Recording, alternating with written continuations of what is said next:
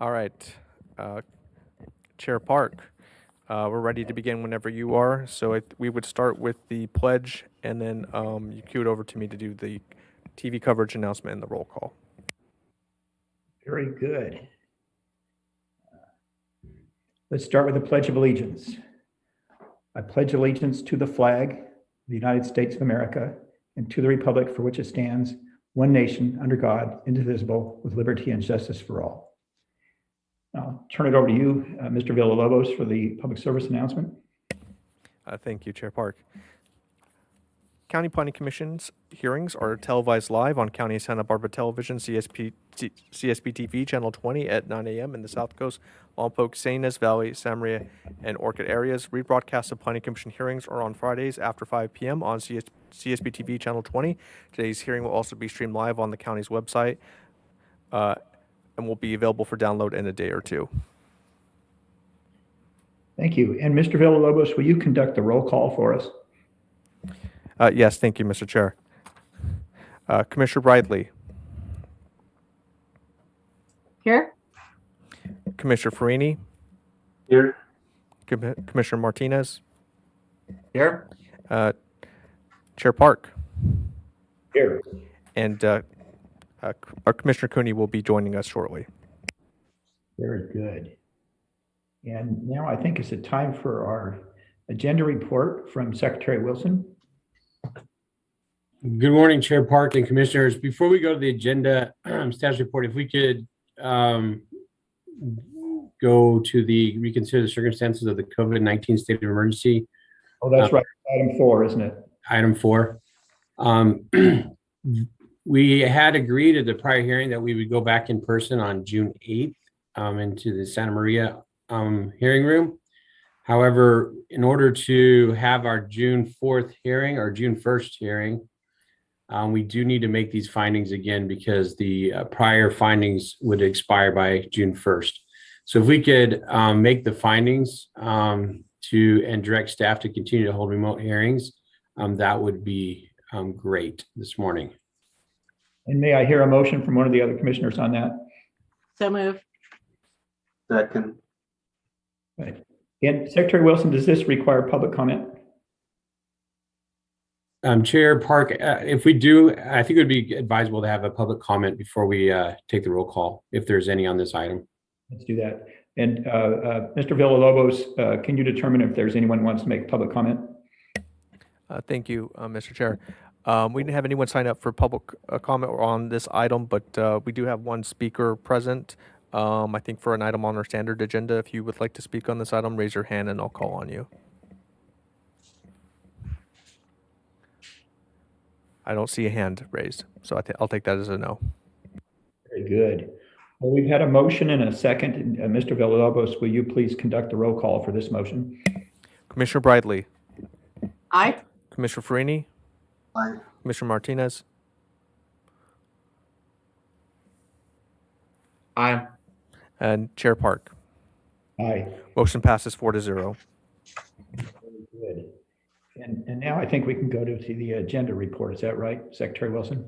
Mr. Chair and Commissioners, that is correct. Moving to the agenda status report, there are 2 items listed on the agenda. Item number 1 is a recorded map modification for Montecito Ranch Estates. Staff and applicant are ready and prepared to present on that item. Just an update on item number 2, which is the appeal of the Winchester Canyon Cannabis Cultivation Project. I received word this morning that one of the appellants has withdrawn their appeal, and that would be the Bacara Hotel has withdrawn. So when we get to that item, we would ask the commission to acknowledge that withdrawal, and they won't be presenting because of withdrawing their appeal. But we still have 2 other appellants, and staff is ready to present on that item as well. So we'll go forward with that item. I just wanted to give the commission an update as far as who the appellants were. And then I can move to the projection report, Chair, if you would like. Let's do that. Thank you. Our next hearing is scheduled on June 1st. And as we just took action, that will continue to be a remote hearing. And there are 3 items listed on that. two appeals of cannabis projects in the Carpentry area, and then an appeal of a sign in the Summerlin area.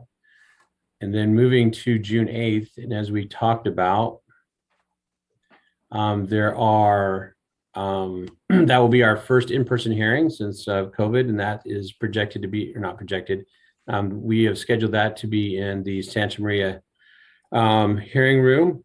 And there's two items on that day, the rock, Buell Flat Rock Company reclamation plan, and then an update on the housing element status. And then looking at the projection report, there are no other items projected, but I will be working with the division managers to update the projection report so we know what is coming through the summer and early fall. And we did cancel the June 29th hearing. So that's the projection report, Mr. Chair. Very good. Any questions on the projection report from any of the other commissioners? All right, your summer's lined out for you. Vacations. There you go. Okay, it'll be fun to see everybody again. Yeah. So who's up to bat next? Secretary Wilson, what do we do next? Thank you, Mr. Chair. Moving down the agenda, item number 7 would be public comment for any other items that are not on today's agenda. Do we have any speakers for public comment, Mr. Villalobos? Again, Mr. Chair, we have our lone speaker is for item number 2 on today's agenda, but I just would like to give her the opportunity. If she'd like to raise her hand, I can call on her.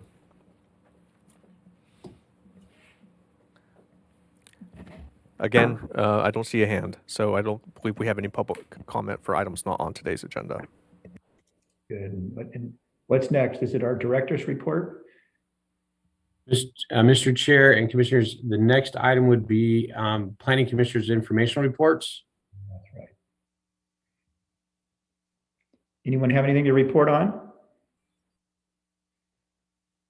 Other than the fact we're scattered all around the county right now? Okay, well, let's go on to the next item. Mr. Chair, the next items would be the minutes of May 4th and May 11th. Okay. Does anyone have any comments or questions about the minutes for May 4th? Do I hear a motion to approve the minutes of May 4th? I'll make that motion. Thank you, Mr. Martinez. Is there a second? Commissioner Bradley, you're the final approval. Well, I am, but I had to recuse on item number 2, so I didn't think I needed to be in the motion. And I'm pretty sure I can vote on item 1, but not on item 2. So, okay, I'll second the motion then. Thank you. So, and this will need a roll call, won't it? Because we're Zooming. So will you conduct the roll call vote, Mr. Villalobos? This is for the May 4 minutes. Commissioner Bradley, If I need to recuse from item 2 on that agenda, then please note that in the minutes. okay. Commissioner Farini, Aye. Commissioner Martinez, Aye. and Chair Park. Aye. I'll kind of bifurcate that, indicating 4-0 vote with Commissioner Bradley recusing for item number 2. Thank you. Okay, let's move on to, was it the May 11th minutes? Does anyone have any comments or questions about those minutes? Well done. All right. And so then may I hear a motion to approve the May 11th? Therefore, I would move to approve as submitted. Yes. May I hear a second? I'll second. Good, thank you. We have a motion, a second. Will you call a roll call? Mr. Villalobos? Commissioner Bradley, Aye. Commissioner Farini, Aye. Commissioner Martinez, Aye. Chair Park. Aye. Motion passes 4-0.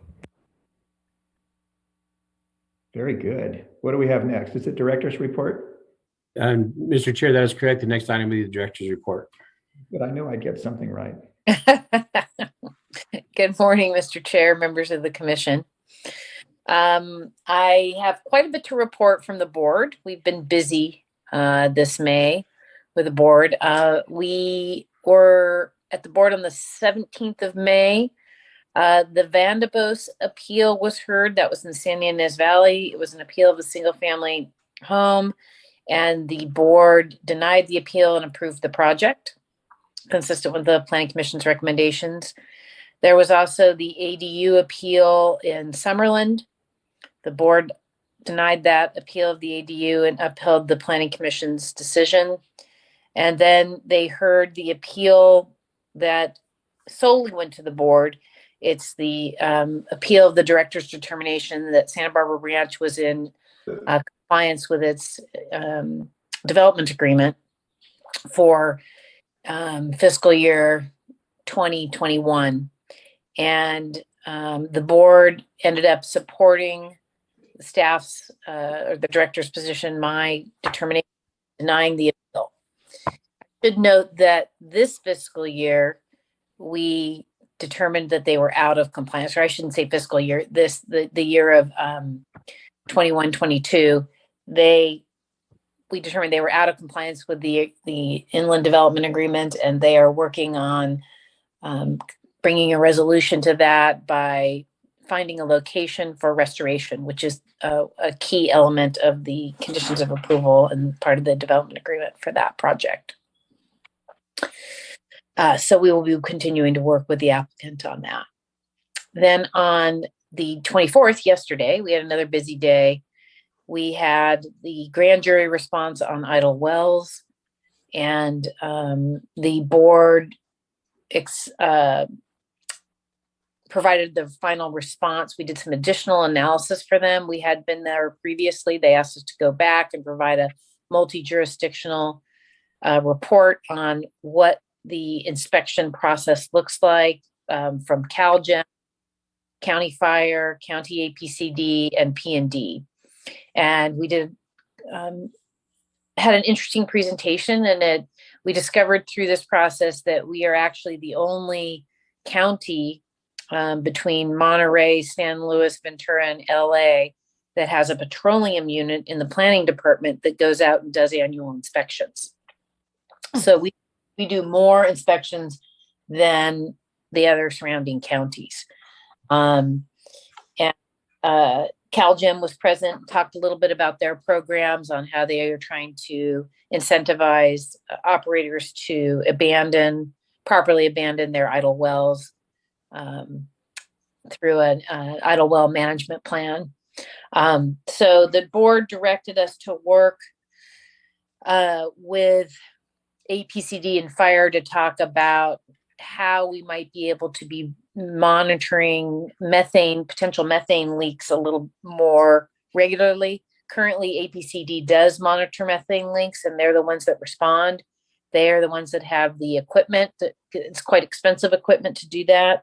But the board asked us to look into whether or not there was some way that P&D during their annual site visits, might be able to test for something like that. So we are investigating that. We'll be circling back with the board. The board heard the two appeals in Carpinteria Cannabis appeals, the Creekside appeal and the Everbloom appeal, and they denied those appeals and upheld the decision of the Planning Commission. Those projects are now approved. And then lastly, we had the Cannabis Ordinance Amendment up yesterday, and the board continued that item to August 16th. I should tell you what their conceptual decision was. That was obviously to support the CUP because they had requested it. They also agreed with the Planning Commission that indoor grows in the manufacturing zone district should remain a land use permit. They decided that they would postpone the effective date of the ordinance as a way to allow some of the existing projects on appeal get through the process. So essentially, they said 120 days from yesterday, they would like the ordinance to go into effect. And then they decided not to require odor abatement plans in the Ag 2 areas where they are already required. There was a question that came up about processing, and this is why the item was continued. We have to investigate what type of permits new processing facilities would require. There's a there's several different scenarios under which they could be proposed. And one is on an existing property where they're growing and they have a land use permit, they might come in and decide to install a processing facility. Another is a brand new grow and a processing facility. Another is a site with just a processing facility. And then of course there's ones with CUPs that maybe want to add a processing facility. So there's 4 different flavors. We want to make sure we get the permit requirements right for each one of those. And because it was a long day yesterday and we didn't have sufficient time to really give that proper analysis, we asked the board to continue it, and they did to a date certain on 8/16. The reason is so far out is because all the hearing dates between now and then that we would have time to be able to get the work submitted and docketed were filled. And there are many dates that are the board is not meeting for a variety of reasons between the budget and election day and then the summer break that they take. So we will return to them on the 16th, and then it will go into effect. I think it's around 40 to 45 days after that action. As I said, our budget hearings are most likely will be completed on June 14th, but they have the 15th as a day in case there is something that the board wants to consider. And then the board will be taking their break the last 2 weeks of July, first 2 weeks of August. So they will not be meeting during that time.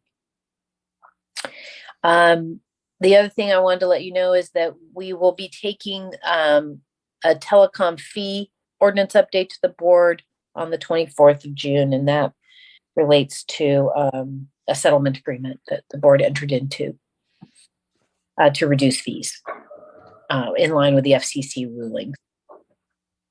And that's all I have today. I'm happy to answer any questions. Does anyone have any questions of Director Plowman? Comments? Yes. Yes, Commissioner Bradley? Could you repeat what is the Board of Supervisors date? Was it the end of June into July, or right? I'm sorry, for what? Board of Supervisors break you just mentioned? Yes, it's the last 2 weeks of July, first 2 weeks of August. Okay. And on the cannabis ordinance discussion, we had a lot of good discussion about that as well. So when you talked about the permitting and the CUP was approved, was there discussion about those cases that were caught in the middle that had started the process? Or did you get direction about that, or? So that's the Commissioner Bradley through the chair. That's why they decided they wanted to postpone the effective date of the ordinance as a give people time to try and sort out the appeals. And they were comfortable with 120 days, but no more than that. Okay. Thank you. Sure. I have a comment, Director Plowman. I agree with your introductory statement that the board's been busy, and those are some pretty important matters. I kind of contrast that with some of the appeals that the board had to hear, and I almost feel like I've let the board down in a sort of a vague way, and that it's too bad they have to spend so much time on some of the land use appeals. Now, many of the land use appeals are very important. They're always important to the parties. And the board takes an independent look and will sometimes reverse us. But there are some land use appeals, and some of them that you've described that were heard by the board, that are, there's no way in this universe the board is going to change our decision. And the appeal's not going to go anywhere. I mean, you can predict it. And those are appeals that frankly seem to me to be frivolous when they came before us. And if anyone has any ideas on anything we could do to discourage those in any way so the board wouldn't have to waste their time on them, I think that would be something that would be good. There you go. And Well, shall we move on? What's next in our administrative agenda? Is it the public comment?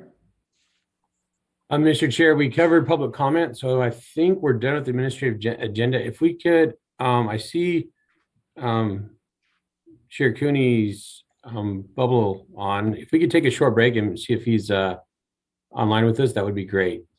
Okay, and what time do we need for that, or do you want to just let me know when we can convene? If we could take 10 minutes, that'd be great. Okay, we'll take 10 minutes.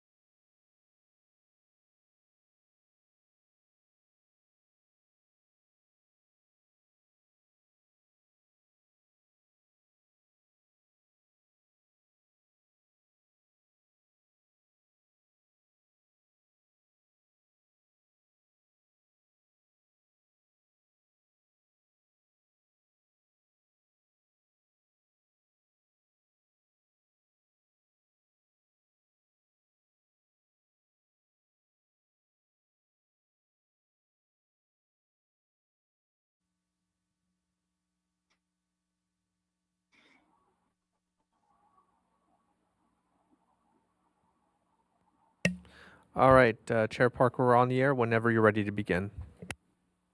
Well, let's go. So I think our next item is item 1 of the standard agenda. And will you read that into the record, Mr. Villalobos? Yes, thank you, Mr. Chair. The following is a hearing on the request of the owner Montecito Ranch Estates, Inc.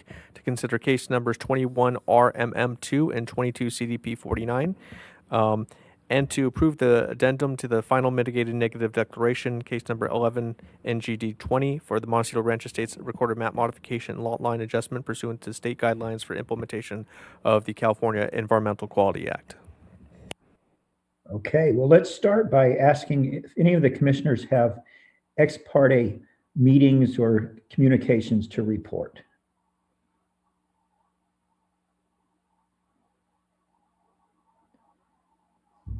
It looks like no.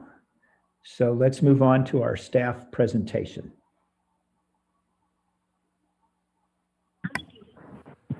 Good morning, members of the Planning Commission. My name is Kevin De Los Santos, and I'm the assigned planner for the Montecito Ranch Estates Lot 7 recorded map modification. Lot 7 is located within the eastern portion of the Summerlin Community Plan area.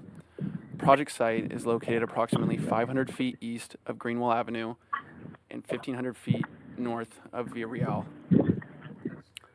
The project site is located within the Knoll area. The Knoll, short for White Hole Knoll, is an area, a 5-acre area within the Summerlin Community Plan designated for both public and private land uses. There are numerous policies within the Summerlin Community Plan that are specific to the Knoll area. Lot 7 is part of an 8-lot subdivision that was created by a tract map which was approved by the Board of Supervisors in 1993. The project site is located in a previously graded and disturbed area which was approved under a 2010 recorded map modification. A single-family dwelling is currently under construction. The project site contains a public trail and open space easement. This public trail and open space easement and associated setback requirements were established under the original tract map. The applicant is requesting a 1,549 square foot expansion to the existing 15,024 square foot building envelope. The existing building envelope can be seen in the blue dash line, and the proposed expansion area can be seen in the blue hash line. This expansion area would accommodate for future development of an accessory dwelling unit. The public access trail and its 125-foot setback can be seen in the orange dash lines, and the open space easement can be seen in the green dash line. The proposed expansion area would not conflict with the open space easement. The Summerlin Community Plan contains various policies that are applicable to the proposed project. Summerlin Community Plan land use policies require accessory structures to be built along the eastern portion of the Knoll area and that significant gaps between lots be maintained. As discussed in the staff report, the proposed expansion of the building envelope would not extend further west than the current building footprint of the single-family dwelling, and the expansion area would also maintain the same distance between lot 6 and lot 8. A Summerlin Community Plan policy requires that a minimum 125-foot setback be maintained from all public access trails. As could be seen on the previous slide, the proposed expansion area maintains the minimum 125-foot setback from all public access trails. Summerlin Community Plan policies also require projects to minimize grading and removal of native vegetation. Consistent with those policies, the expanded building envelope area is located in a previously graded and disturbed area of the site, and no vegetation removal is proposed. While no development is currently proposed with this current request for a recorded map modification, the project is conditioned so that future development shall include design elements to minimize its visibility from adjacent public trails and public viewing areas. These design elements include limiting the structure to 16 feet in overall height, limiting plate heights addressing the northern and northeasterly slopes to 8 feet at the eaves, ensuring roof slopes do not exceed those of the main residence, and the incorporation of landscape screening using native trees and vegetation that extends down the slope to blend the development into the site. Environmental review for the Montecito Ranch Estates subdivision was completed under a final mitigated negative declaration, which was approved in 2013 by a previous recorded map modification. An addendum to that mitigated negative declaration has been prepared for this project. No substantial changes to the project are proposed that would cause new significant environmental effects or a substantial increase in severity of previously identified significant effects. Because no new significant impacts are anticipated and no new mitigation measures are required, the addendum, pursuant to state CEQA guidelines, is the appropriate CEQA document for the recorded map modification. Staff recommends that you make the required findings for approval of the project as specified in Attachment A of the staff report, including the CEQA findings. Determine that as reflected in the CEQA findings, no subsequent environmental review shall be prepared for this project, and approve the project, the recorded map modification, and its associated coastal development permit, subject to the conditions of approval included as Attachment B. This concludes staff's presentation.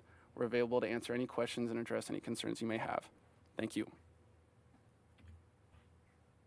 Do any of my fellow commissioners have questions of our planner here?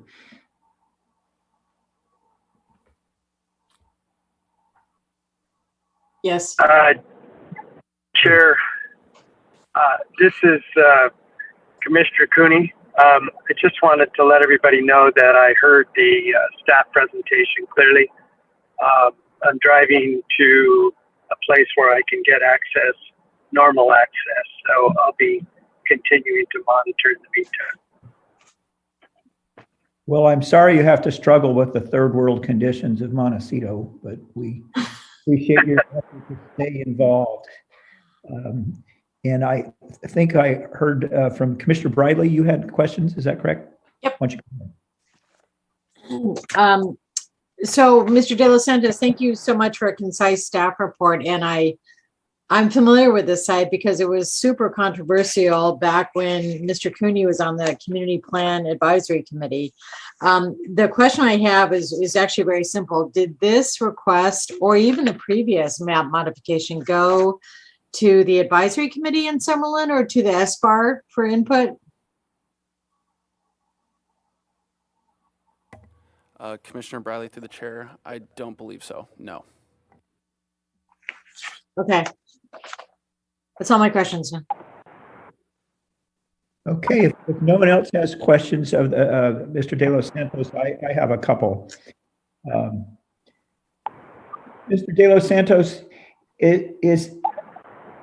do the conditions of approval limit the development that might occur in the potentially enlarged development envelope to this proposed ADU? Or is it possible that by granting this today that somebody, an owner could put in a different kind of accessory structure?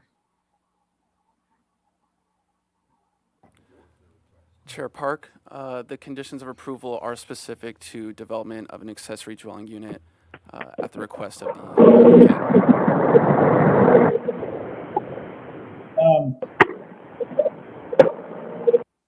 I have a question that kind of relates on how we feel that the government code regulating use or empowering them. One could argue that a so-called MDU, that's from county development standards, could be located just about anywhere on the property without any concern for the development envelope. Is that true? Chair Park, if you could repeat the question, you kind of cut out there for a minute, so we didn't hear the entire question. Okay. Thank you very much. Maybe I'll even rephrase it. I have a concern about so-called exempt ADUs, and I think to just refresh everybody's recollection, in this county, our nomenclature for ADUs under the government code that are exempt from county development standards, and they're basically 800 feet and smaller and so forth. That's an exempt ADU. And it strikes me that the standards of where they can be located on a property if it's zoned for residential, and I would assume that's how we would read rural ranchette, then it can be located anywhere on the property subject to something like a 4-foot setback. And so I have a concern that regardless of our consideration of the development envelope, that an exempt ADU can be located outside of that. And I'm just asking is that the way our P&D staff sees it? Or am I wrong? Chair Park, Commissioners, this is Alex Tuttle. Because this project is located in the coastal zone, the regulations for ADUs are a bit different than in the inland areas. With ADU regulations, they don't supersede the Coastal Act, so any ADU regulations in place need to be consistent with Coastal Act requirements on our LCP. So it isn't as much of a free-for-all as it might be in other areas of the county. So staff's position is they are subject to compliance with the building envelope as it currently stands. So in other words, if we've got conditions of approval that limit the kind of structure that can be built in the expanded area of the building envelope to an ADU, and it being in the coastal zone, we can assure neighboring property owners in the community that if we approve this, that all they will see on this expanded area will be an ADU, and they won't see an ADU in some other part of the property and some other kind of structure here. Is that right?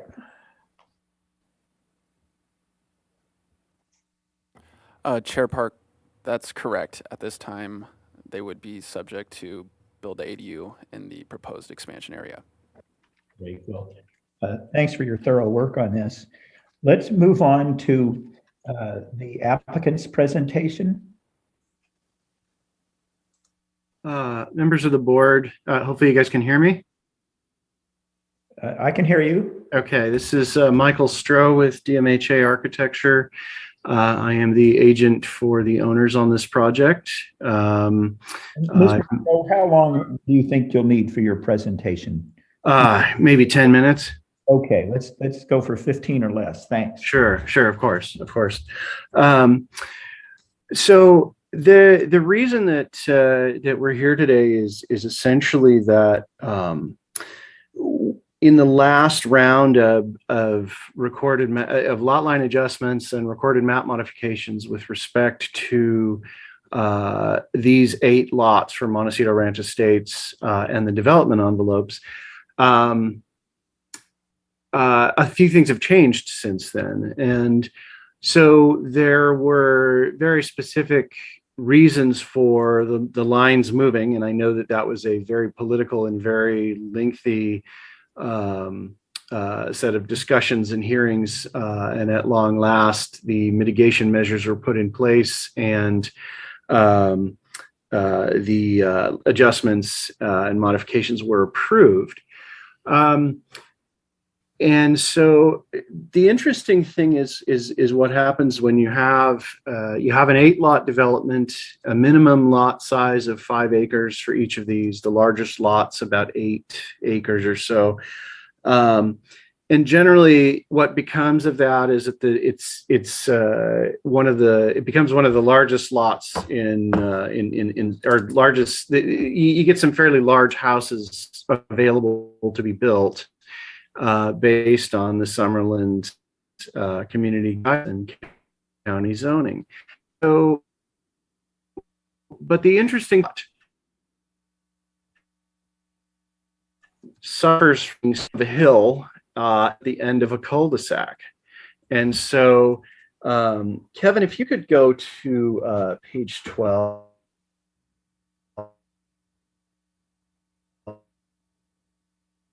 In my presentation.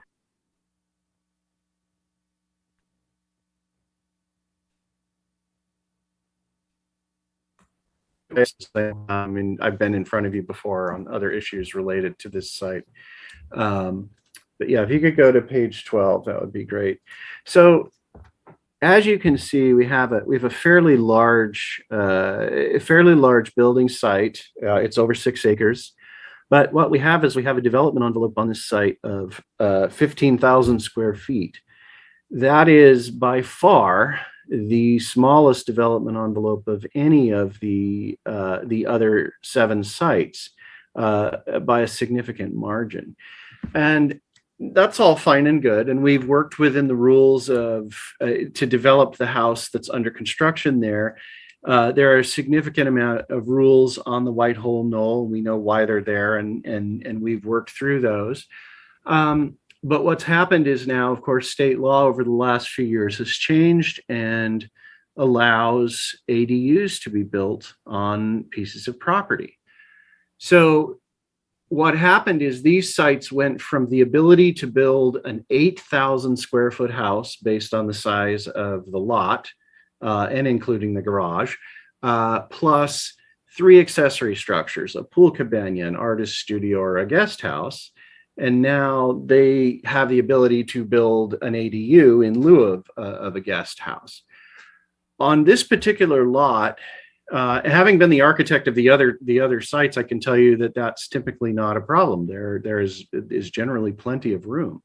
On this particular lot, because it's at the end of the cul-de-sac, and you have to bring the fire engine all the way off the cul-de-sac in order to meet hose links just to get around a structure.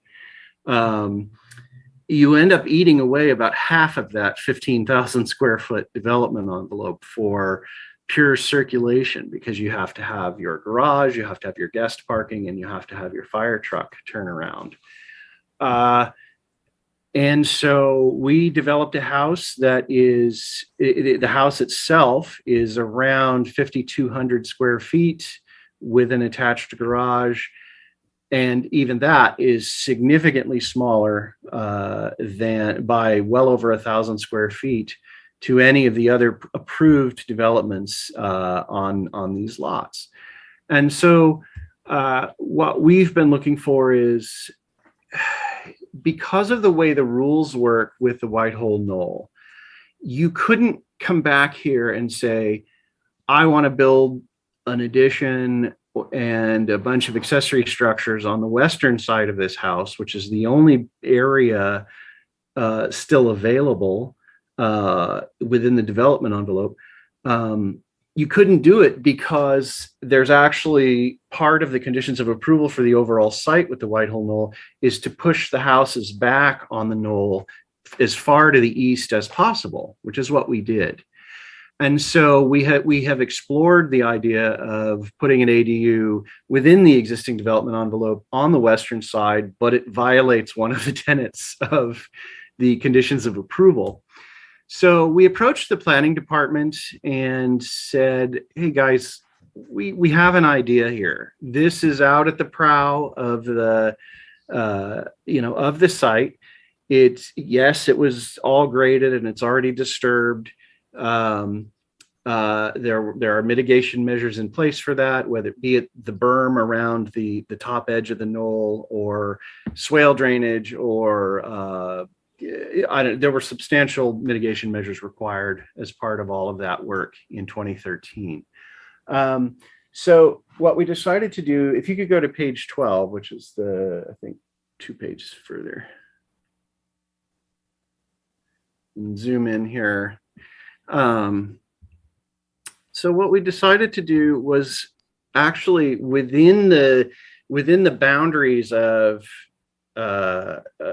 what we had in terms of development, we just went north and developed an idea for an ADU that would essentially look a part of the house. It would be immediately adjacent and would be the architecture would be exactly similar. And we figured we could fit about 1,075 square feet or so to get an ADU in there. We went through, now that would require a development envelope modification. So we talked to planning, talked to Alex at length. Our initial thought was, oh, well, just take the existing development envelope and extend it out to where the open space easement was. That was our first proposal, just to make it easy. As we've met with planning multiple times, and we've even gone out and story polled where the corners of the ADU would be and how they're visible from the trail and everything else, what we've come up with is we can actually shrink this proposed expansion of the envelope literally down to the footprint we need for construction for this thing. And by doing so, and by not just, and then not pushing it, further out in any direction, planning is in agreement that we meet all of the policies so that we're not impacting view corridors, and we're not creating significant forms against the skyline, and we're not we're not violating a Summerlin community plan. So the expansion works out to be we're proposing 1,539 square feet to the existing development envelope, which would bring it to just over 17,000 square feet. That still would be by far the smallest development envelope in the 8-lot Montecito Ranch Estates. And the development size, including the ADU, would still be by far the smallest within Montecito Ranch Estates as well. We feel that such a project would be consistent with what the now established neighborhood, because we've got multiple projects that are either finished or under construction. We feel that that this proposal would be consistent with those other lots. We have agreed with planning that along the slopes, along the downhill side between where we're proposing and the public trail, that we would landscape those and screen that off, as well as use 8-foot plate heights along the north and the northeasterly sides of the building to maintain, again, that low slung single story atmosphere that exists out there, particularly on the Whitehole Knoll. Again, the architecture will be consistent, and it'll look like a part of the house. And as I said, after negotiations with planning, we believe it meets all of the requirements for the overall development that were set in place. Let's see, I just wanted to make sure and see if I had anything else. We did also have to, just so you guys know, we did also have to pull it in as close to the house as possible to further minimize, again, sort of development sprawl, just to get fire hoses to work for fire hose lengths. So there was no way. So to be clear, and this might go to your question, Mr. Park, Chair Park, that, even if we could move something further out, there's no way to get there to serve it in terms of the fire department, and therefore it would never be approved. So this is as far as we could get. That was consistent with the architecture, but that we could still get to with a fire truck. So, and with that, I want to show just a couple of really quick views to kind of get this. Could you go to the next page, please? We staked out some lines here to kind of really give you an idea. You can see the house is under construction here, just on the left, and this is the northeasterly corner of the house. The blue line is the existing development envelope. The pink line is the expanded proposed development envelope. And the orange line is the new ADU. Next slide, please. So this is from the outbound side. You can see really all we're doing is bringing out and we're grabbing a corner, essentially. And then we're keeping consistent with the existing western face of the house that's under construction. And so this will just be, it'll essentially look like an addition to the house. And then next slide, please. So this is a little bit further up, and you can see that it maintains that line on the western side of the house. All right, and then I think I do have a sketch plan of what the ADU would look like, but I think this is more of and so we can look at that later if somebody wants to see the actual floor plan. But with that, I believe that's my presentation. So I yield back to the board. Okay, thank you, Mr. Stroh. Do any of my fellow commissioners have questions of Mr. Stroh?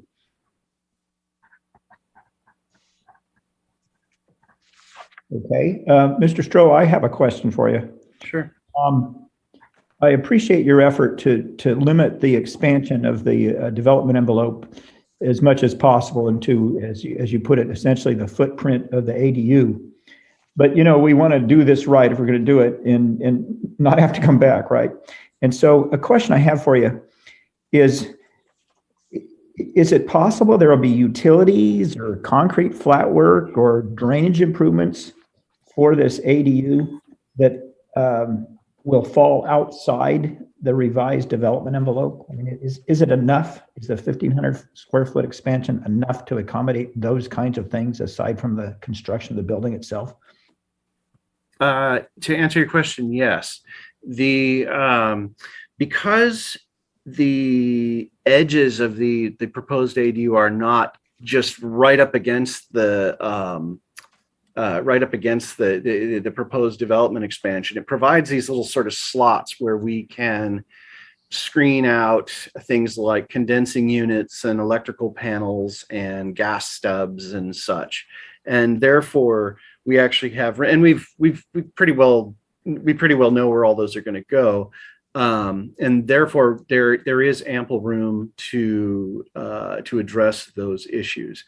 The flat work, because this thing is turned back kind of towards the house, the flat work will be towards the house within the existing development envelope, and therefore won't need to be expanded beyond that. We did ask, and this was one of the sticking points when we negotiated with planning, we located the envelope line on the western face of the house, in line with the western face of the existing house, knowing that we would like windows and doors to open up to that western side.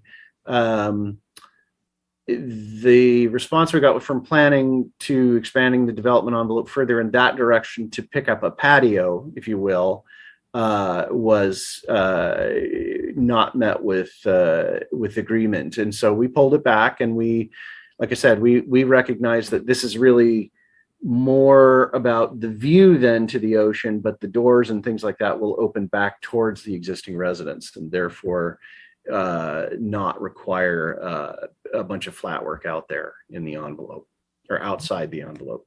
And your drainage off the top there down on the slope, you won't have any concrete drainage channels and things like that are outside. Not at all. The way we've been doing the drainage there is that there's a series of drain inlets within the development envelope that basically get the water back towards the cul-de-sac, essentially. And so essentially by picking up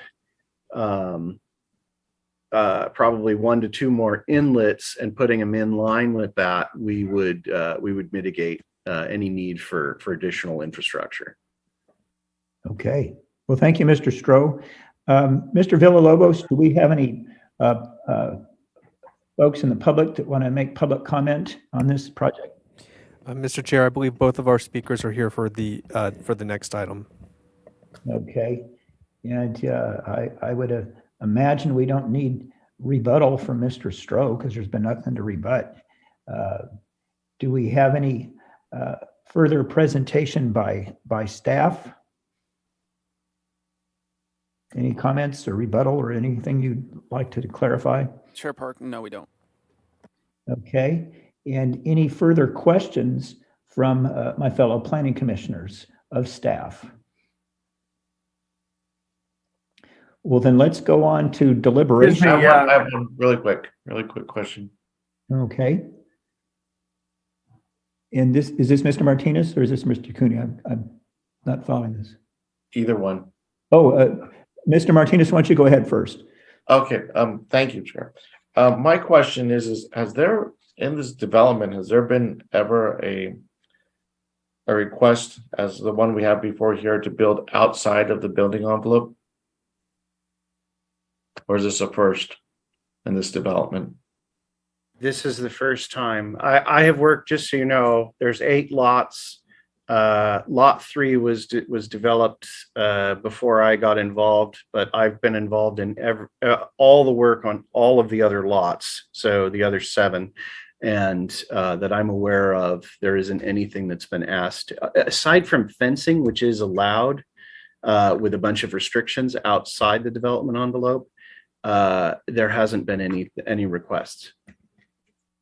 And the size of this house that's being built, is it the typical size that's being built, or is this much larger than the ones that have been built? It's actually smaller by I think lot 6 next door is about 400 square feet larger. And then all of the other houses are in the range of 2,000 square feet larger, if not more. They're all significantly larger. So this is the smallest. This is the smallest development in the smallest lot development in the development. Okay, well, those are my questions. Thank you. Okay, and Mr. Cooney, did you have a question as well? Yes, I just wanted to ask Mr. Stroh about the last photos that he showed. And I could be wrong about them being the last, but the photos which showed an unfinished structure in the foreground adjacent to the proposed expansion. Yes. Is that the house to which the future ADU would be attached? Yes. Yes. That house that's up and constructed, and it's dried in. It's got windows and doors, and they are in the process of plastering right now, and it's got a roof. So it's about, I would say it's about 70% done.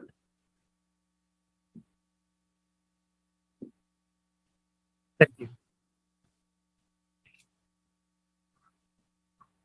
And no one has any questions about the color of the ADU? Sorry. No, in fact, I know you're joking, Chair Park, but I think that is an issue, and we can take it up at the appropriate time. There you go. Okay. Well, then I think we are at the appropriate time for deliberation. And let me ask Mr. Cooney to go first, if you will. Oh, I'm sorry, Chair Park. I actually did have a question. Well, why don't you go ahead, Mr. Briley, with your question. Thank you. And it kind of follows up on your really good ones during the questions to staff. So this is a request for an ADU, and some of us believe that that means then the applicant cannot come back for a separate guest house or cabana. Can staff clarify that, and also maybe help us out with, this would actually be eligible under SB 9 and 10 to add 2 more units without a hearing, correct? And for sale. Do I have that right?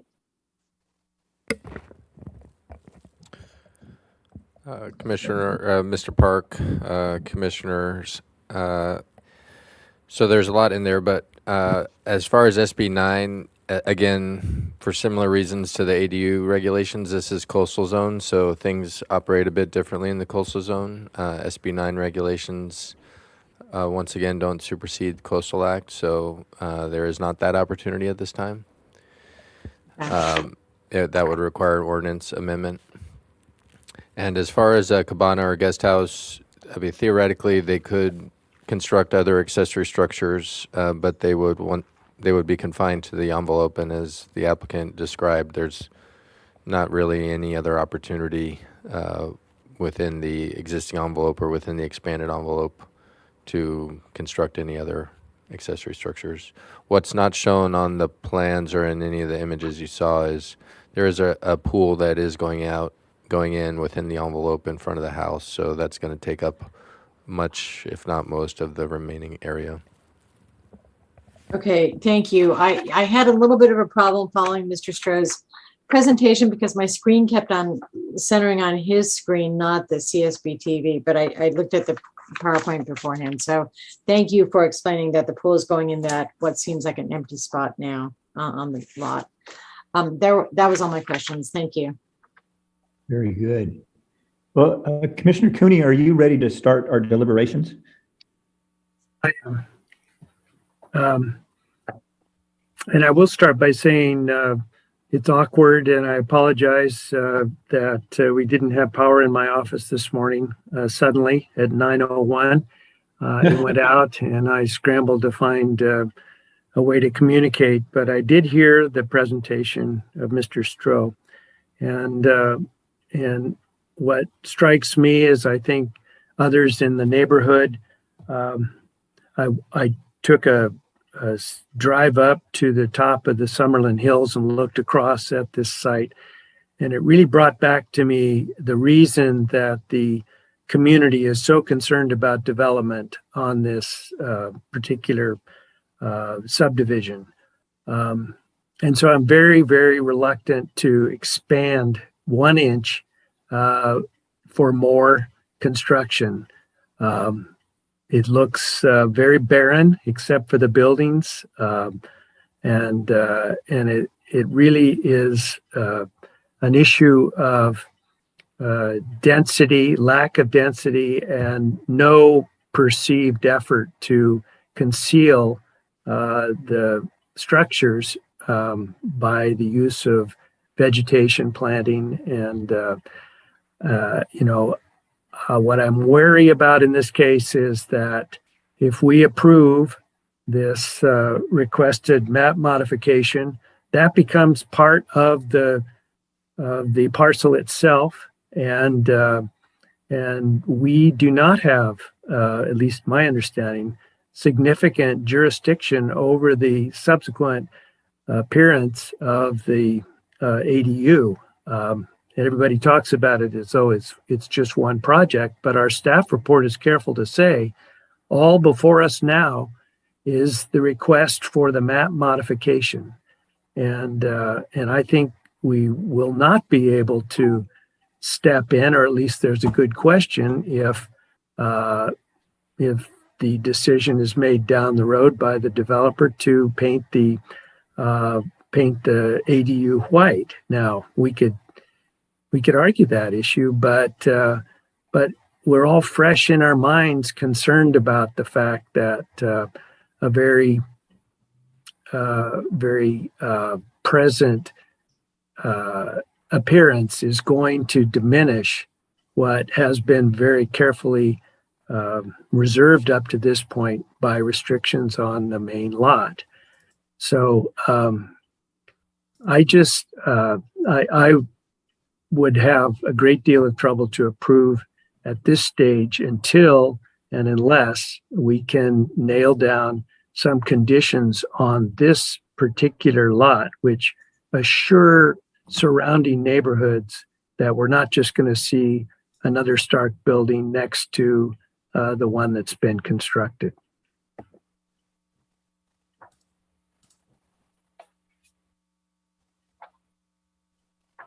Mr. Cooney, before I move on to other commissioners, do you mind if I ask a question so I understand your comments a little bit better? You're asking me, Chair Park? Yes, sure. If you don't mind. I can't tell whether you're of a mind to not approve this project or whether you're more of a mind to continue this to see if further conditions of approval could be worked out that would satisfy your concerns. Or is it A or B, or did I not even understand you? I'm between A and B.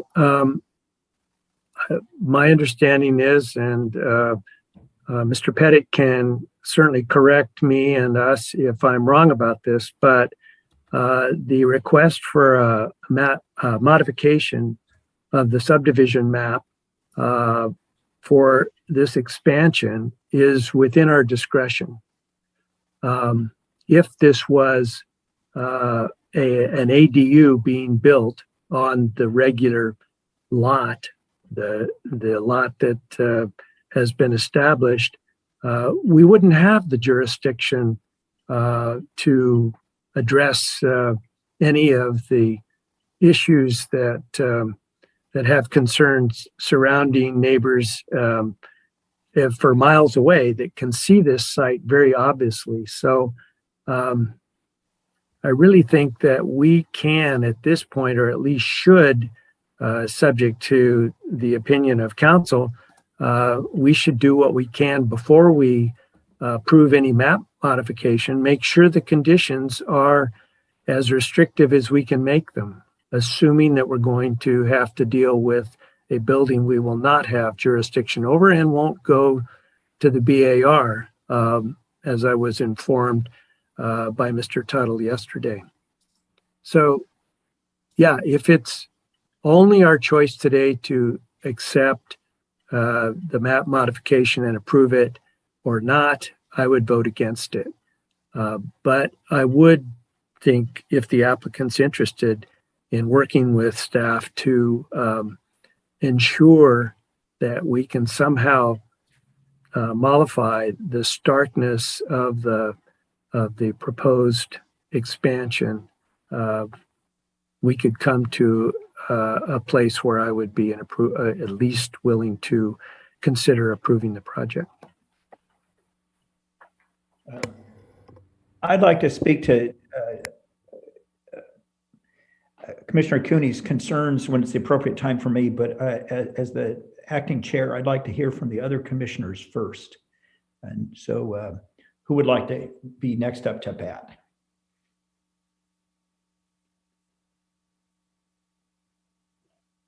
I'll go first. That's no problem. Thank you. Thank you, Mr. Chair. I looked at this. I understand what's going on, but my concerns go into this is that, and it's kind of hinted on, and it's not really explained or even addressed. But it seems like this development at first had gone through the rigor of a lot of meetings, conferences where there's probably compromises, requests, demands, and that's what established these building envelopes. So my concern here is that this building envelope was created with the purpose in mind and as a compromise between different factions of people. And to expand beyond the building envelope here, my concern is what happened to those initial compromises or even agreements in approving this. And that's the history that I'm struggling with, because I just don't understand it and I don't see anything about it. And when somebody's asking to go outside of the building envelope, and this is a first, then that gives me very much concern regarding this project. And I'll rest at that. Thank you. Okay. Thank you, Commissioner Martinez. Commissioner Freeney or Commissioner Bridley, would you like to address this? Yeah, I'm happy to say a couple things. Okay. I concur with both Commissioner Cooney and Commissioner Martinez, and I have a couple other observations. I really kind of had, the staff always does a really good job with these reports. And yes, we are faced with this animal called ADUs that can pop up, with little regulation. But kind of echoing what Commissioner Martinez just said, this was a super controversial site, and it remains controversial just because of the size and its build out and all of that in the Summerlin community. But my biggest concern is that I'm afraid that I couldn't possibly support these findings, because multiple findings start out with the phrase, because there's no development proposed as part of the recorded map modification. Then we would make the finding of consistency with XYZ until I got to administrative finding 2.1.7. And then there's a chance to talk about a density allowed under with this new ADU. So I think it's intellectually dishonest. The map modification is going to allow structural development, but we don't have the structural development in front of us. And the structural development is the very thing that caused all the controversy and all the issues with this property being built out to begin with. Then there was a chapter where the owner did grading and other things that was beyond what was in the recorded map and came in and corrected that with the county. I understand that, but I'm not sure that we have a history here on the site of of superlative compliance with county conditions or map modification conditions. That's not part of our record today, but it was noted in the staff report that the recorded map had some exceedances, and those were corrected in a earlier map modification. So as it sits today, I really could not support the project because I can't support the findings, because the findings are just saying the recorded map change to expand the building envelope, which was fought very hard for by probably the developer and the community, is based on that the map modification itself does not include development. And that's, I mean, that's almost laughable to me. Of course it includes development. That's why we're doing it, for the ADU. And yet we can't control an ADU. So really, I mean, I'm supposed to buy that logic? I just can't. And it's not, it's just a disagreement in the view of it. And I totally respect staff, and I can understand why that was the direction that staff went, but I can't support multiple findings, so I would not support it as of today. And frankly, I'm not sure that continuing it, maybe with the condition to go to SBAR for, you know, courtesy review or something like that, I'm not sure that that would make me any more comfortable, because these are very generous building envelopes already on a constrained site. If the owner really wants an ADU, they could make it a junior ADU, or they could shift something before the project is completely finished up and buttoned up. So I'm not sure why this has to, you know, morph out even further from what I believe is a pretty generous building envelope. So those are my thoughts. Thank you. And Commissioner Farini, did you want to express your opinions about this? I have nothing to add. Thank you. Very good. Let me speak up a little bit then. You know, I'm kind of uncomfortable with my knowledge of this one. There haven't been site visits, at least by me. So I don't have a real boots on the ground feel for the site. I am like the rest of you in that I don't fully comprehend how the ADU laws from the state fit into our planning system here in the county. And they're just things I don't really understand. So for example, if we approve this and then they go to build the ADU, does it come back for some kind of meaningful review, or is there a real freedom on building the ADU that wouldn't exist with other structures? You know, notwithstanding my misplaced sense of humor, we had quite a controversy over a project out in that direction concerning the color of the house.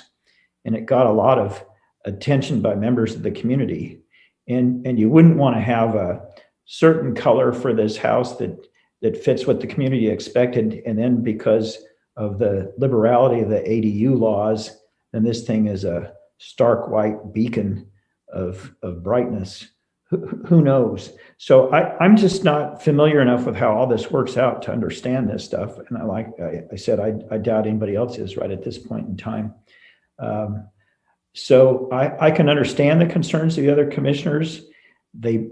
It may be possible to work those things out. And so if Commissioner Cooney was of a mind to ask for a continuance, I would support that so we could address, can we limit certain things like color and all that in this approval that we wouldn't have another chance to do later? Is that worth exploring? And just to get everybody more comfortable with what's going on here. So I would support that continuance if that's what Commissioner Cooney wants to do. If Commissioner Cooney has other ideas, I'd like to go back to him. So Commissioner Cooney, what do you think? What would you like to do with this project? What would be your motion? Mr. Chair, you said something that I can identify with. I was able to view the site and didn't even realize until I did that there was the principal home on the building envelope was already well constructed. And looking at that from some distance away and slightly above, it looked like it was very much to the north and east of the entire subdivision as it had been graded.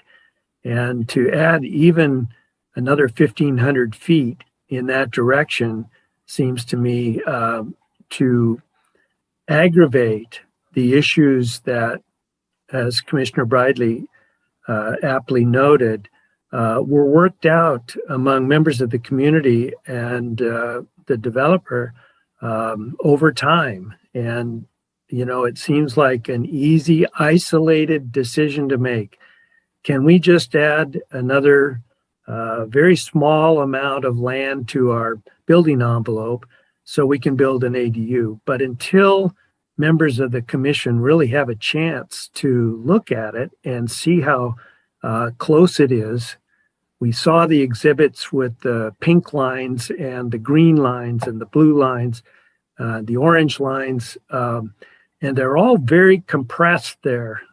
It is not going to be an advantage to the overall neighborhood to allow another structure there. We can't necessarily prevent that. All we can do is say, work within the boundaries and the regulations that already apply to the main lot. So I don't want to mislead anybody. I'm leaning against even taking more time on it, but if we do, it would be on the presumption that the applicant here would agree to a significant amount of modification to the project in terms of screening at the very least, and it would give us a chance to go out there, all of us that can, and take a look at it. So I would propose it, but I can understand if the applicant would want to just have us make a final decision as far as the Planning Commission is concerned today. Mr. Cooney, let me ask you another question real quick before you make a motion.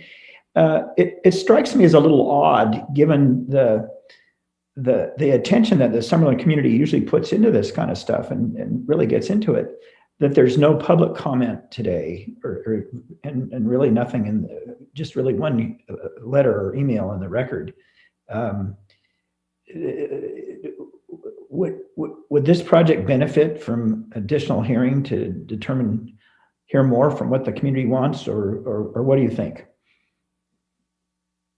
I do think there are a lot of interested parties.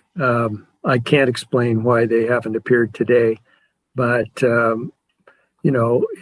it's a matter of supporting whatever the project can handle in light of a lot of history that's been referred to several times. I would like to get more public input than we've had a chance to get today. Yeah. Well, what will your motion be then? What do you have a motion in mind that you'd like to make at this point? Commissioner Park and Chair Cooney, or Chair Park, Commissioner Cooney, kind of confused on where we're at right now. If it's okay, if I can get permission to say a couple things before we get a motion, that might help. Go ahead. Chair Park is chairing this matter, Mr. Wilson. So let's be clear about that. And so it's his discretion as to whether I would like to hear what you have to say, certainly. Yes. So go ahead, Secretary Wilson, please. Thank you, Chair Park, Commissioner Cooney. There's a couple different conversations that we've had with the commission. The first is whether or not the commission can make the findings to expand the building envelope. And then the other comments had to do with the ADU or development of the ADU. So I wanted to draw the commission's attention to condition of approval number 4 and see if that touches on what Commissioner Cooney's concerns are and whether or not additional wordsmithing or additional items to that condition could help address the concerns about the ADU. So that's one option, is to look at condition of approval number 4 and see if that could be tweaked to address concerns. And then the other item is whether or not, as to Commissioner Cooney's point is, and Commissioner Briley, is whether or not the commission can make the findings to even expand the building envelope. So I see those as two kind of separate issues. Condition of approval number 4 addresses the ADU development. And then there's the other condition or other item is whether or not to expand the envelope. So as the commission moves into making an action, if it's to deny, then we would say continue it to come back with findings for denial and give us direction on what those findings would be to deny it. Or you could continue it to have staff expand or address condition of approval number 4 if that's what is the commission's desire. So that's kind of what I'm hearing today, and I just want to put that out there for the commission to consider before making a motion. Thank you, Chair Park. So in other words, if I may, we need to continue it one way or the other, sounds like, from what we've heard of the other commissioners. It's just a matter of what directions the staff to be putting together. So again, I'd ask your input again, Mr. Cooney. Where do you want to go? Yes, I would just add one important indication that perhaps in anticipation of concern on the part of the commission, I spoke at length the last few days with Mr. Tuttle and Mr. De Los Santos, and they acknowledged the difficult position.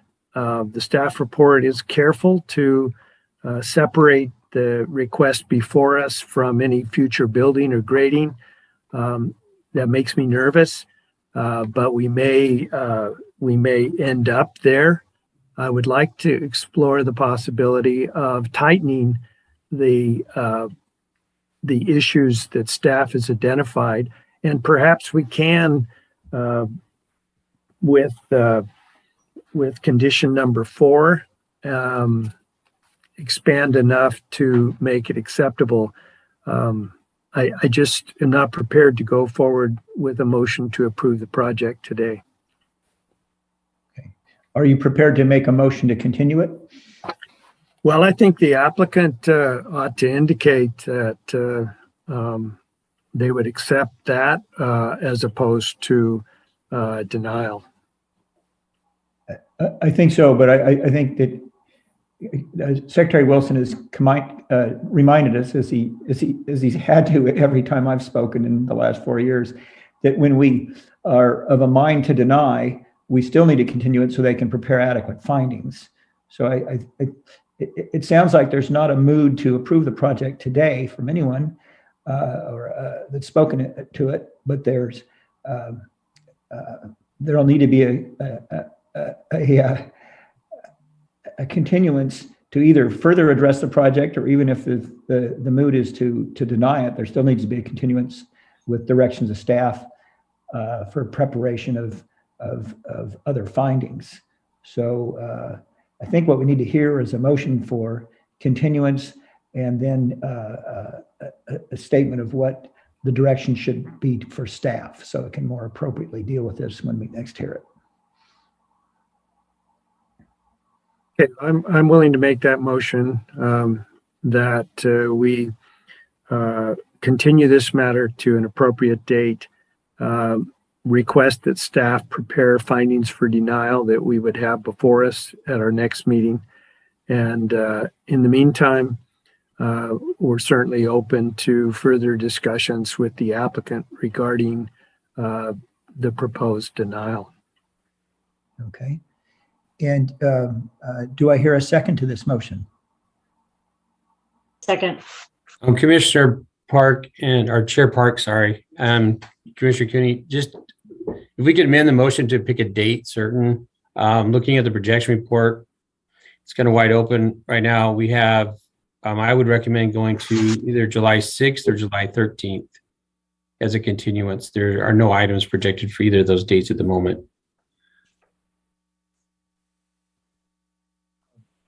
Either of those are fine with me. I'm glad to put them in as, if we anticipate any commissioners not being available for that hearing, we could go to the 13th and have a better chance of catching everybody. Commissioner Cooney, Chair Park, staff is indicating that staff is out the week of the 6th. So if we could go the 13th, and if that works for the commission, I'd recommend let's go to July 13th. Fine, that would be my motion. Very good. And I'm sure the second accepts that. Yes. Yes. Okay. Chair Park, just one question of staff. Do they have enough direction from our discussion for those findings for denial, or do we need to give them any more specificity in our thoughts? Chair Park, Commissioner Bridley, and Commissioner Cooney, if we could get some specificity. Oh, I can't even say that word. I failed on camera. That was embarrassing. So it may not be a word. It may not even be a word. I may have vexed you. Yeah, if we could get some specifics as far as some findings or some direction, that would be helpful. Can give a couple. I can imagine there are some we won't mention today, but will come up in the discussion. But I think we are concerned about primarily the density of the two properties that we're dealing with here. As Mr. Stroh mentioned, this lot ended up being a large lot, but much smaller than the rest. And whether or not that was the intent, the question is going to be whether we have to approve it simply because we're dealing with the smallest of a bunch of very oversized lots. And I think County Council has to be involved in the review of whatever conditions that we might suggest. But to me, simply talking about the plate height of the structure and the peak of the roof and things like that are not going to, they're not going to address the overall change and further damage to the view from public viewing positions around in the hills and even on the highway of this project.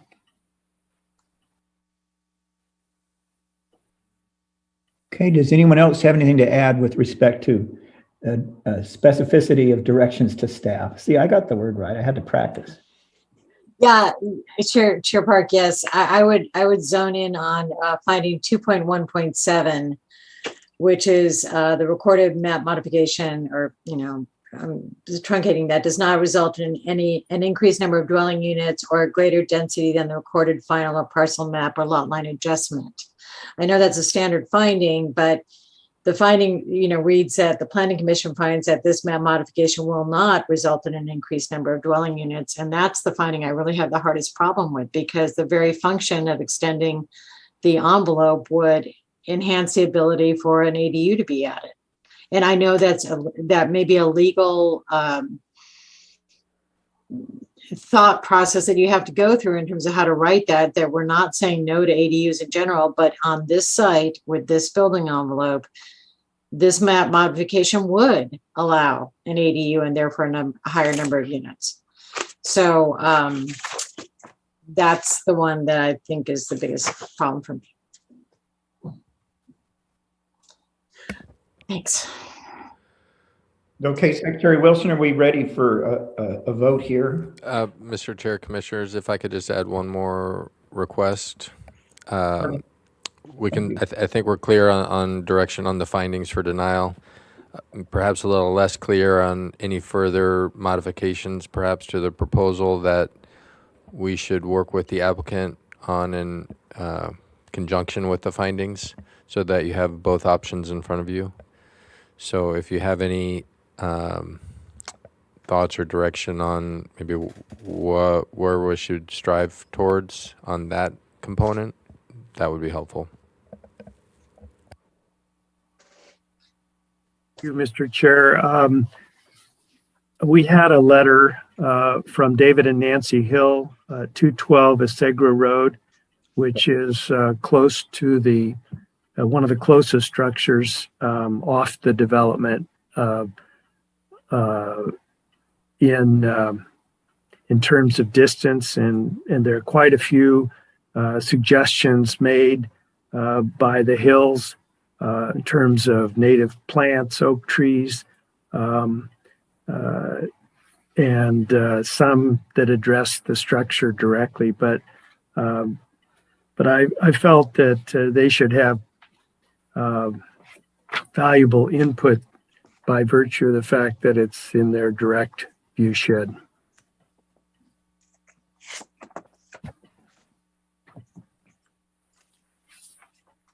Well, that makes sense. So I think by continuing this to the 13th, there'll be plenty of opportunity for people to communicate with each other about what are some ways to mold this project so it's more acceptable. Let's just see what happens.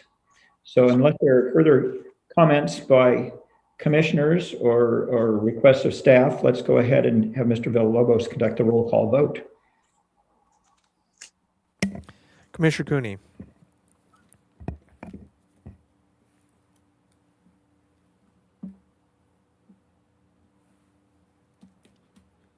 Mr. Cooney, you're there to give us an aye or an. Oh, sorry. Yeah. Can you hear me? Yes. Yes, I voted aye. Okay, There you great. go. Look, we have you on camera too. Everything's back. Thought it was. Commissioner Brightly. Aye. Commissioner Freeney. Aye. Commissioner Martinez. Aye. Chair Park. Aye. Motion passes 5-0. Okay. Well, our next matter will be item number 2 on the standard agenda. I want us to take a 10-minute break so people can tee up and use the bathroom, whatever they need to do. And let's see how that progresses before we decide what to do about the noon hour. But first, our Commissioner Cooney, are you taking over as chair, or shall I stay on as chair, or what do we do when we come back? I'd be glad to reassume the chair. Thank you very much, Commissioner Park, for carrying through to this point. And can I just add one thing, is that I have to recuse for the next item, so I won't be returning. So I will say adieu, mes amis. Bye-bye. Well, we will miss your expertise. And I hope that you Thank you. there tonight for making sure that this was item 2, so you could not have to recuse yourself. I have to thank staff for that logic. Yes, that's great. All right. Thanks, everyone. Good day.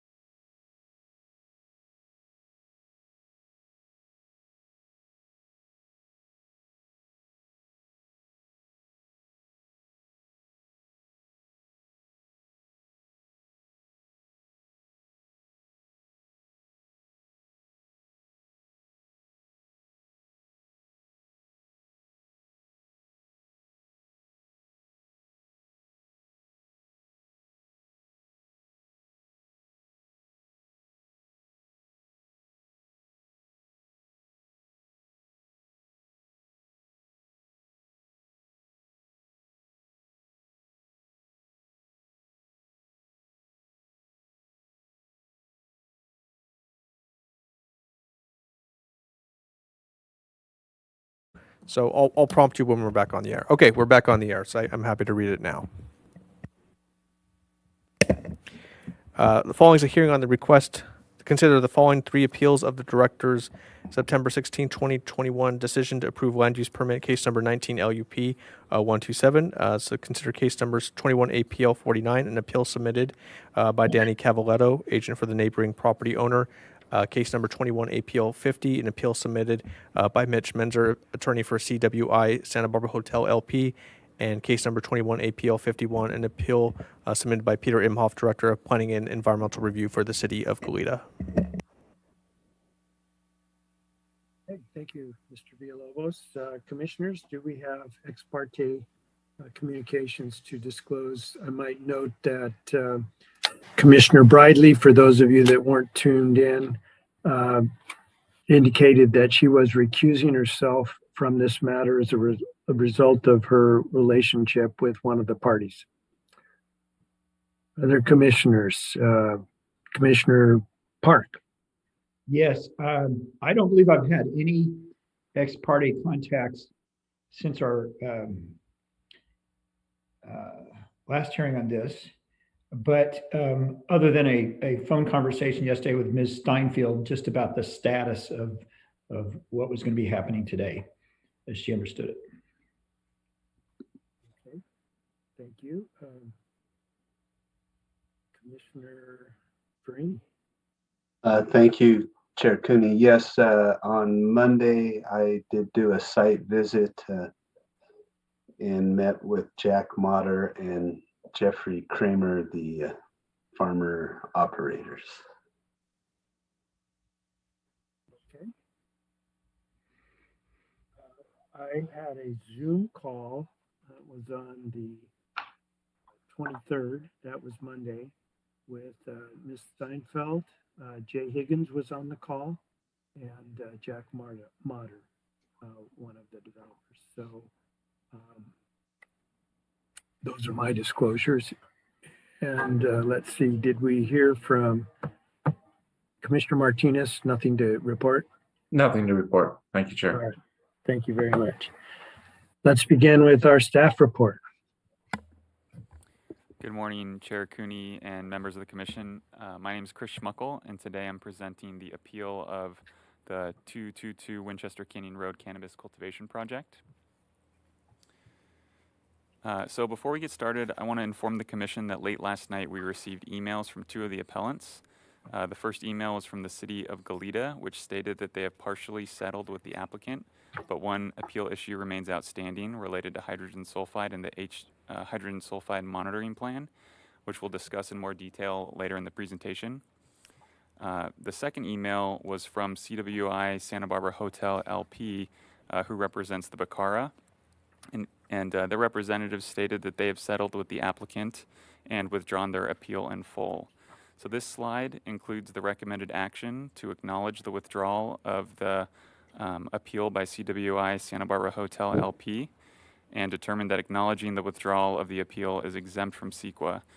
Staff's available to answer questions related to this action, and the commission can now consider this recommended action before we move forward with the other appeals.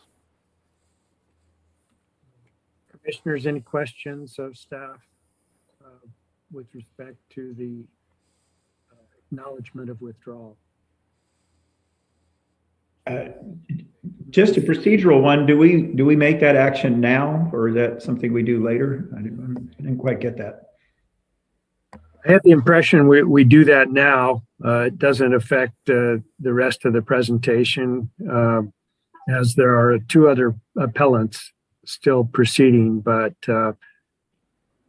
we can get this out of the way if we'll have an appropriate motion to acknowledge. Okay. And I'm ready to make that motion, unless, do we have to have public comment on this first? I think it's a good idea always to invite public comment. Mr. Villalobos, do you have any public commenters for the withdrawal acknowledgement? Hard to tell, probably. I suspect that no one contemplated that, but we do have 3 speakers for the item, and in its entirety. So I think we should probably just ask them if they have any comments on this particular part of the action. So our first speaker will be Jennifer Fullerton, to be followed by Leo Welder. This is Jen Fullerton. I don't have any comments on the withdrawal, Great, thank you so much. but I can speak at a later time, correct? Yes. Okay. You have not given up any rights to speak on that. Okay, thank you. Our next speaker will be Leo Welder, to be followed by Teddy Kabugos. This is Leo Welder. I have no comment specifically on the withdrawal. I do want to speak on this matter as well, but I am running into a time conflict problem, so I don't know when the public comment period is going to come. But I have a noon conflict, so. Will you be able to join the meeting if we're still going after the noon hour? Yes, I have noon to 1 is my conflict. Okay. Well, I think it's safe to say we'll still be working on this matter after lunch break. Perfect. Thank you very much. All right, our next speaker is Teddy Kabugos. Sorry about that. I just logged in and I accidentally raised my hand, and I would like to speak later on down the line if that's possible as well. So I apologize for any miscommunication on my part. I just logged in a little late. Problem. You'll have your chance to speak on the rest of the meeting. Thank you very much. All right. Commissioners, can we, David? No, I'm sorry. I just wanted to just confirm that he was our last speaker on that for the moment. Good. So we're ready to take action on the withdrawal. Shall I make a motion on that, Chair Cooney? Yes. Then I move that we acknowledge the withdrawal of the appeal by the Bacara CWI Santa Barbara Hotel LP, and that we determine that acknowledging the withdrawal of the appeal is exempt from CEQA. That is the motion. Do we have a second? I'll second. Commissioner Farini for seconds. Any discussion? Okay, let's have the roll called in, Mr. Villalobos. Commissioner Park. Aye. Commissioner Farini. Aye. Commissioner Martinez. Aye. And Chair Cooney.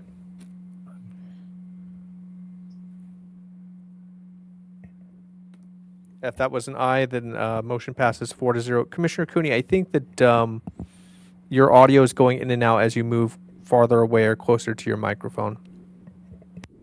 Oh, okay. I'll probably stick my face right in the screen then, David. Sorry. So the motion is passed, and we acknowledge the withdrawal of Bacara. So now I think we're back to Mr. Schmuckel. Thank you, Chair Cooney. So we'll continue on with the presentation. So the project's located at 222 Winchester Canyon Road on a 349-acre parcel zoned Ag 2 100. The project's located in the Goleta Valley Community Plan area, with the city of Goleta shown on this slide in pink, and the Tecolote Canyon EDRN shown in green. The project site is shown with the red hash marks. So the land use permit for the project was approved on September 16th, 2021. Appeals were filed by Mr. Cavaletto, CWI Santa Barbara Hotel, which was already withdrawn, and the city of Goleta. The project has since been revised following the appeals. So the proposed cannabis operation includes 17.23 acres of cannabis cultivation area, and this includes 16.80 acres of outdoor mature plant cultivation and 0.44 acres of nursery cultivation. The project also proposes to retrofit a 2,000 square foot and a 6,000 square foot agricultural accessory structure.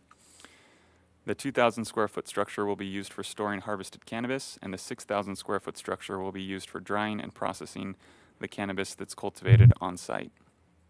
If a retrofit of these structures is determined to be infeasible, the structures will be demolished and rebuilt with the same footprint as the existing structure.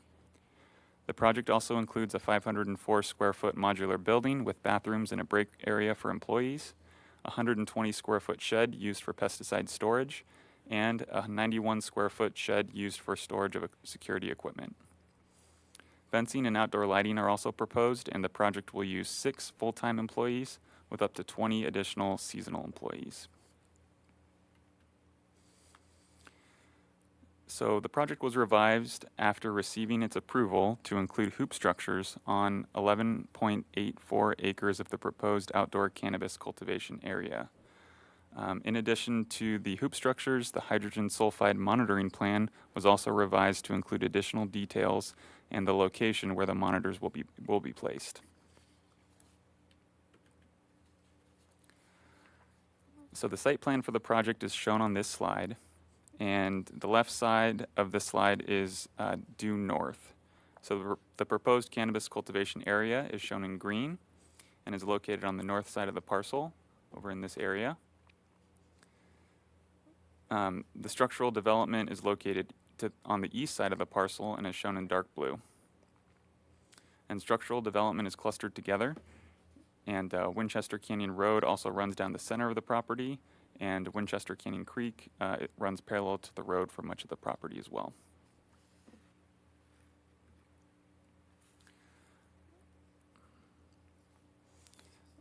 So the slide shows the zoomed in outdoor cannabis cultivation area in green with hoops shown as boxes over the green cultivation area. The Regional Water Quality Control Board imposed a 100-foot setback from the edge of the creek bank, and the county measures environmentally sensitive habitat from the edge of the riparian habitat for this area, which is a little different from the Regional Water Quality Control Board. So the applicant is proposing a 25-foot average setback from the edge of the riparian habitat, which is shown in orange on this slide. And I also want to note that all hoops for the project are located at least 100 feet from the edge of the riparian habitat, which is consistent with the LEDC requirements. So the proposed cannabis cultivation area is also located in an area that was previously farmed and previously disturbed.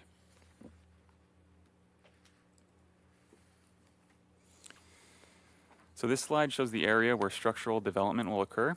The 2 agricultural accessory structures are shown in blue and are located right here and right here. If you look at the red pointer.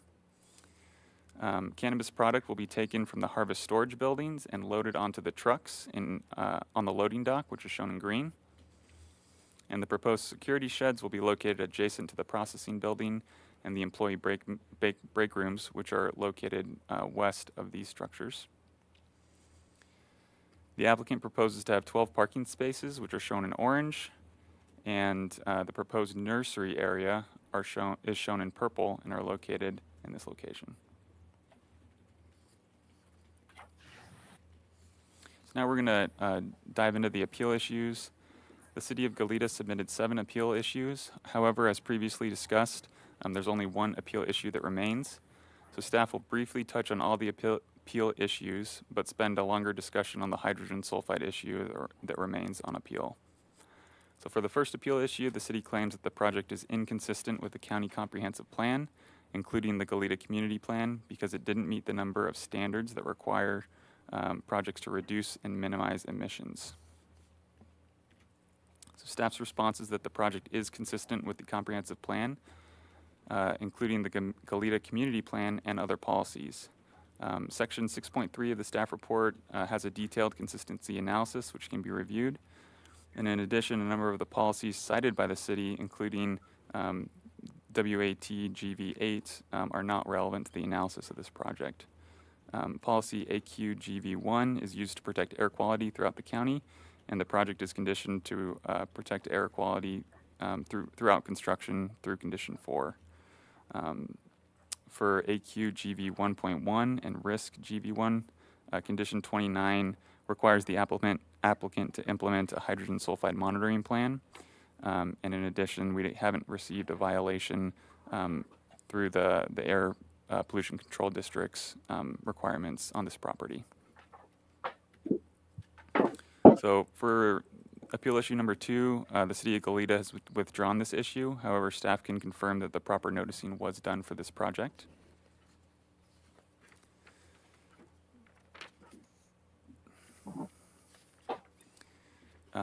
For this next appeal issue, this has also been withdrawn, but the project description has been updated since the land use permit was approved to make sure that the scope of work is very clear. This next appeal issue has to do with odor abatement, and this appeal issue has also been withdrawn, and staff can confirm that the odor abatement plan meets the requirements of the Land Use and Development Code. As mentioned previously, the city of Goleta has entered into a partial settlement in this, with the applicant regarding, with the applicant except for the hydrogen sulfide monitoring condition. So condition 29 requires the applicant to comply with the Air Pollution Control District's letter, which requires the applicant to submit a hydrogen sulfide monitoring plan. And as part of that plan, the applicant will monitor hydrogen sulfide at the southern property line during all irrigation run times. If an exceedance of the state requirement for hydrogen sulfide occurs, then the applicant will notify County Planning and Development, the Air Pollution Control District, and County Fire. The city of Goleta is requesting to be added to that list. P&D has reviewed the request and discussed it with County Fire, who asked us to have the condition not be included. We discussed it with County Fire, and County Fire asked for the condition to not include a special notification to the city of Goleta and to instead maintain the existing protocols for emergency notifications. So in addition to their initial appeal letter, the city of Goleta also claimed that staff did not conduct a robust hazard analysis and asserts that a hazard analysis is required pursuant to the PEIR sections 3.3.2.1, 3.3.2.2, and 3.3.2.3, as well as the policy impact has 1. So the staff response is that the project was appropriately reviewed under CEQA, and a site-specific hazard analysis for hydrogen sulfide is not required. So section 3.3.2.1 of the Cannabis PEIR discusses topography and meteorology for the Santa Barbara County. It does not identify mitigation measures that requires a site-specific hazard analysis. In addition, 3.3.2.2 of the PEIR identifies sensitive receptors, primarily affected by cannabis cultivation projects. The LUDC has requirements that there are at least a 750-foot buffer between mature plant cultivation premises and the schools, daycare centers, and youth centers. And the cannabis cultivation area is located at least 1,800 feet from the nearest residentially zoned parcel and is located outside the buffers for schools, youth centers, and daycare centers. Section 3.3.2.3 of the PEIR describes the ambient air monitoring that occurs within the county and describes the location of the air quality monitoring stations and what type of monitoring occurs at each station. So since no new water wells are proposed and the use of irrigated water for the property will decrease compared to the historical use of water for the property, there will be no new impacts or new information that would require additional hazard analysis. So in addition, the project proposes to use drip irrigation, which applies the water directly to the soil around the plant versus spraying the water in the air with sprinklers, which further reduces the potential for hydrogen sulfide odors associated with the groundwater. So this next appeal issue has also been withdrawn, and staff can confirm that the project, the applicant did submit a site transportation demand management plan that complies with the LUDC requirements and that appropriate CEQA review for transportation impacts was completed.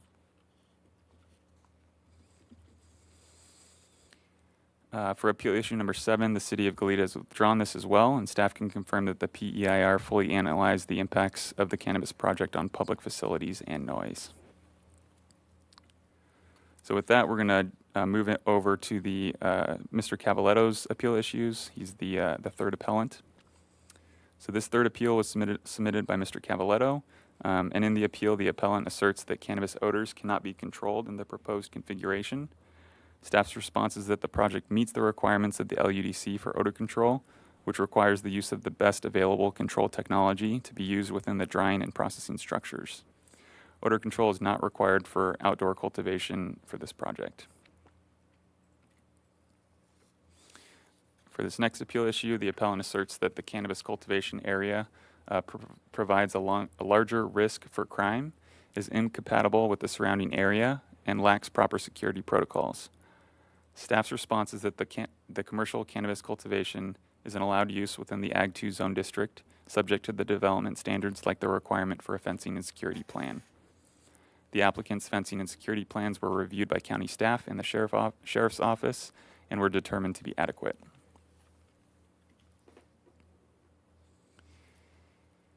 The appellant asserts in this next appeal issue that the applicant has not tested their soil prior to planting crops and is concerned about legacy pesticides that exist within the soil. Staff's response is that the project is not required to complete soil testing prior to receiving approval of a land use permit, and that this issue is handled at the state level through the Department of Cannabis Control, which conducts rigorous testing of cannabis products for pesticides, mycotoxins, impurities, foreign material, and other substances. So that brings us to the recommended action. Staff recommends that the Commission deny the appeals, case number 21 APL 49 and 21 APL 51, make the required findings for approval of the project as specified in Attachment A of the staff report, including the CEQA findings, and determine that the previously certified PEIR is adequate and no subsequent environmental review is required pursuant to State CEQA Guidelines Section 15162 and 15168C. And to also grant de novo approval of the modified project, case number 19 LUP 127, subject to the conditions included as Attachment B. And that concludes my presentation, and I'm available for any questions. Thank you, Mr. Schmuck. A lot of different moving parts there. Questions of Mr. Schmuckle by commissioners?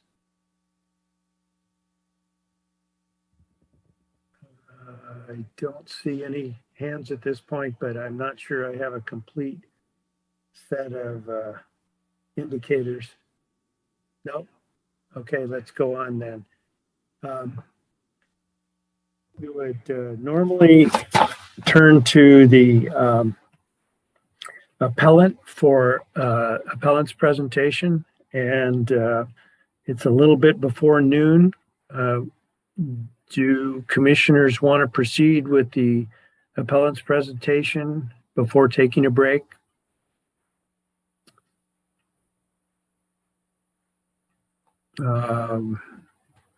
Commissioner Park, what's your pleasure?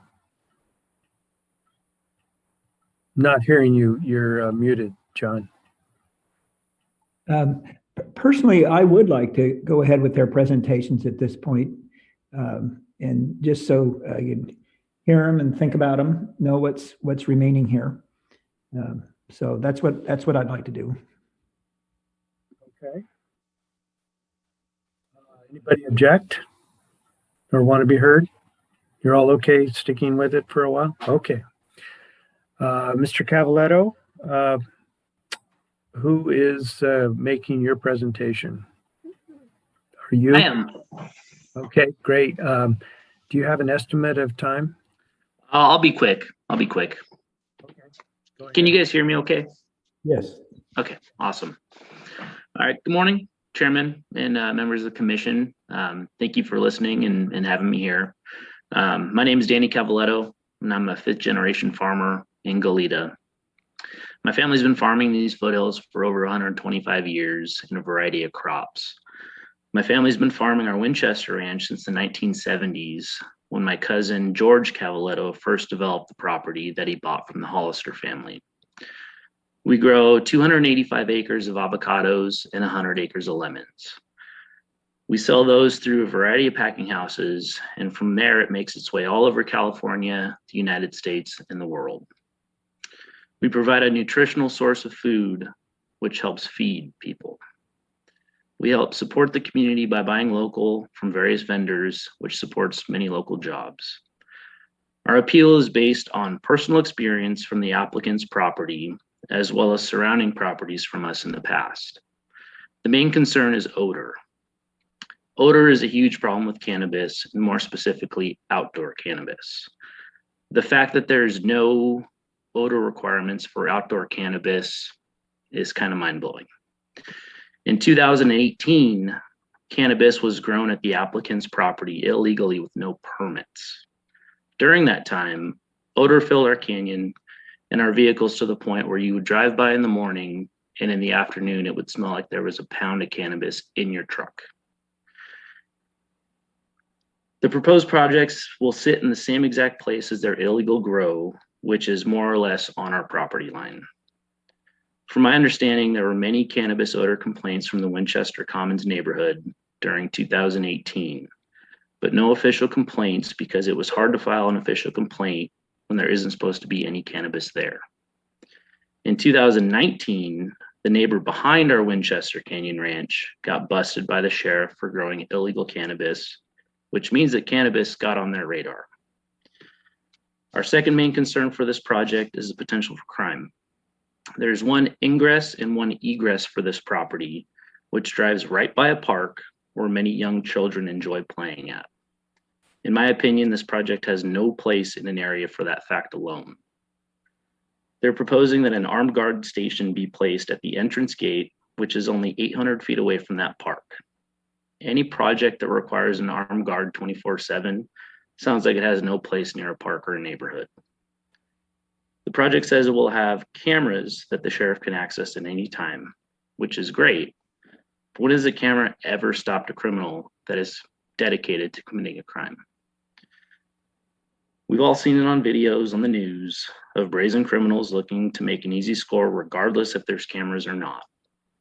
I would love to hear the sheriff's opinion on adding more cannabis locations, especially at a time when they're already stretched so thin. On any given workday during the harvest season, we can have up to 60 workers coming into the ranch to help pick, prune, and help tend the avocados and lemons. There's no way that a guard is going to be able to stop a criminal if he's impersonating a ranch employee from gaining access to their property.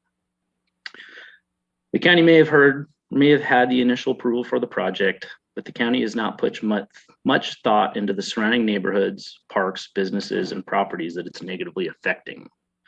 The price of cannabis is at all-time lows for commercial growers, and between permit fees, county taxes, and state taxes, their profit margins will be slim. For instance, the California cultivation tax is a flat tax by weight, which means that tax doesn't change when the market goes down. With the increase of production from indoor growers, greenhouses, and new cultivators, this will only negatively affect the applicant's operation in terms of turning a profit. Why spend all this time and money for an operation that probably won't be there in a year or two, all while handing the surrounding area the negative effects of having a cannabis operation in their backyard? We ask that the Planning Commission reject this project and move this portion of the cannabis cap acreage to a more suitable location away from Goleta. Thank you. Thank you, Mr. Cavallaro. Very concise, which is appreciated. Is there anyone else that will be speaking for your appeal? That's it. Okay, good. Questions of Mr. Cavallaro from any commissioners? I don't see any right now, Mr. Cavallaro. Thank you. Commissioners, shall we go on to the applicant's presentation? Mr. Park? What if Goleta's, does Goleta going to make a presentation? They've got that one appeal issue. Mr. Villalobos, is anyone here from the city of Goleta on this matter? I did see Mr. Imhoff here earlier. Good morning, Chair Cooney and commissioners, and thank you very much. Yes, I'm here to represent the city of Goleta this morning. I'm Peter Imhoff, the planning director, and it's nice preliminarily to see all of you, if only virtually. Thank you very much for hearing our appeal today and understanding the city's concerns. This project did raise significant concerns for the city of Goleta due to its potential for impacts to the city's residents and businesses, and the city did not bring this appeal lightly. We therefore thank the Planning Commission for your time and for your consideration of our concerns. As you've heard from county staff, the city has been able to reach settlement privately of our appeal with the applicant, with the exception of one item pertaining to the hydrogen sulfide condition of approval, which is condition 29. The city would like to request to be added to the list of notification agencies in the case of a hydrogen sulfide release that exceeds the applicable Rule 310 thresholds. Condition 29 requires the applicant to comply with the Air Pollution Control District's letter of April 7th, 2022, which requires the applicant to provide notification to APCD, fire, and the county within 4 hours of an H2S exceedance of those Rule 310 thresholds. So the city is requesting that the county add the city to the list of notification recipients. And this information would help city staff and officials to stay informed about a potential hydrogen sulfide release at the project site that could potentially impact surrounding neighborhoods within the city's jurisdiction. I and our Assistant City Attorney, Winnie Kai, spoke with Fire Marshal Rob Hazard just yesterday, and I confirmed again this morning with him that he and the Fire Marshal confirmed that that they have no objection to adding the City of Goleta to the notification condition, provided that the city coordinates any messaging with County Fire and/or Incident Command in the event of a hydrogen sulfide release, and that we do not use that information received for independent dissemination to the public. And the City of Goleta, of course, commits that any dissemination of information received regarding a release any dissemination to the public would be in close coordination with County Fire. This has been the city's standard practice in emergency circumstances that involve County Fire or the creation of an incident command. And in any emergency circumstance, the city always works closely in coordination with other agencies, including County Fire. In addition, we spoke to the project applicant, who has agreed to adding the city as a notification recipient in condition 29. So we think that this is hopefully an easy request and one that will further interagency coordination and information in an emergency context. And that's really the reason for this request. Beyond that, again, we're able to dismiss our appeal.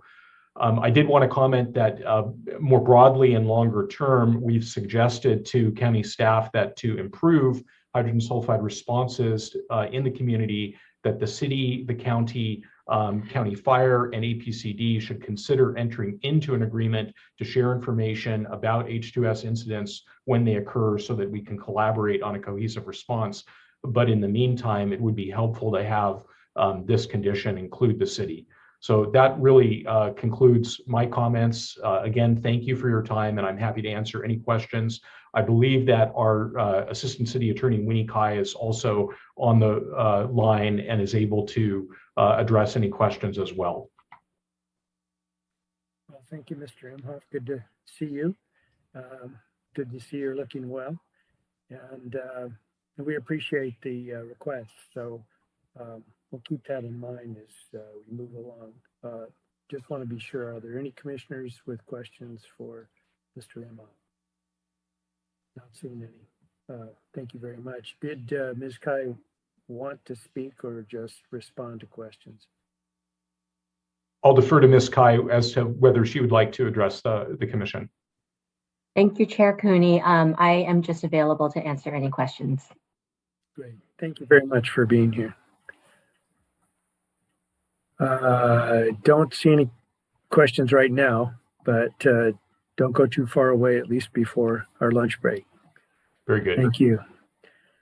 Okay. So let's hear from the applicants. Ms. Steinfeld,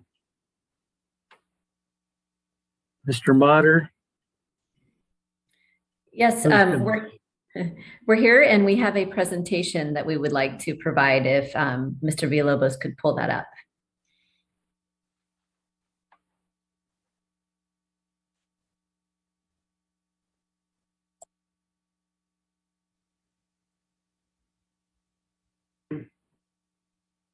I'm going to start this presentation. Can you all hear me?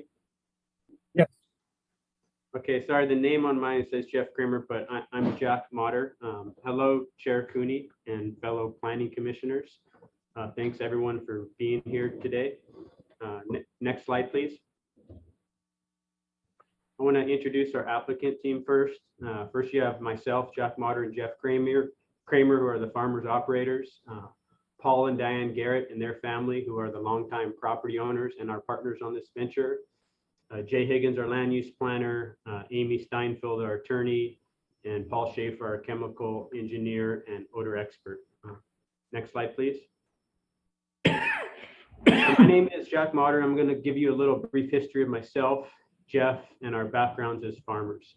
We both grew up in fourth generation farming families in Brawley, California, located in the desert farming area of the Imperial Valley. We left our family farms to attend school in Santa Barbara. We fell in love with the area and we decided to start Elwood Canyon Farms in 2008. We built that farming business from an initial ½ acre up to our peak in 2018, where we were farming roughly 100 acres between the Winchester property as well as a few other properties in Goleta and Santa Barbara. We started with a CSA, then farmers markets, an honor system, on-farm farm stand, mostly kind of local direct distribution outlets. Then as we grew into the larger Winchester property, we began focusing more on the wholesale markets. We quickly learned that this mid-size 100-acre scale in the row crop world is a tough area to survive. You know, not having many of the efficiencies of the larger, flatter farms we were competing against.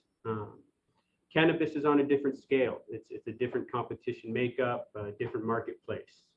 It fits the scale and layout of this foothill canyon topography ranch much better, and it utilizes well some of this ranch's advantages.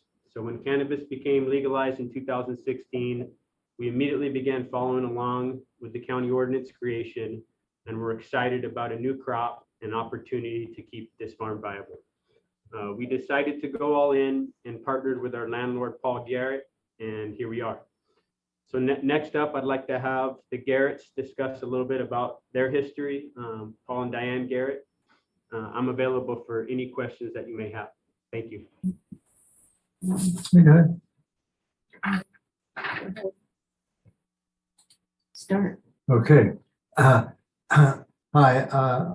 Good morning. I'm Paul Garrett, Paul Goldring Garrett, and I've been a rancher and organic farmer for most of my life, and I'm 96. I'm an applicant for the LUP to grow cannabis on a small portion of our approximately 500-acre ranch here in Santa Barbara County. We bought this property in 1965 from the Hollister estate and have been consistently working on it from that time forward. I've been farming organic vegetables since 1967 or 8, and consistently. During somewhere along the line, I had to go back to take care of my mother in Los Angeles, and had other people, my son and others, farm the ranch. And then we turned it over to, we had met, got to like Jack and Jeff, and we turned the ranch over to them. We've enjoyed that relationship very much. And we keep the organic growing thing going. We have a good relationship with the guys. We entrust them. We think they're very good farmers and care about the land. I can finish there, or I could tell you more.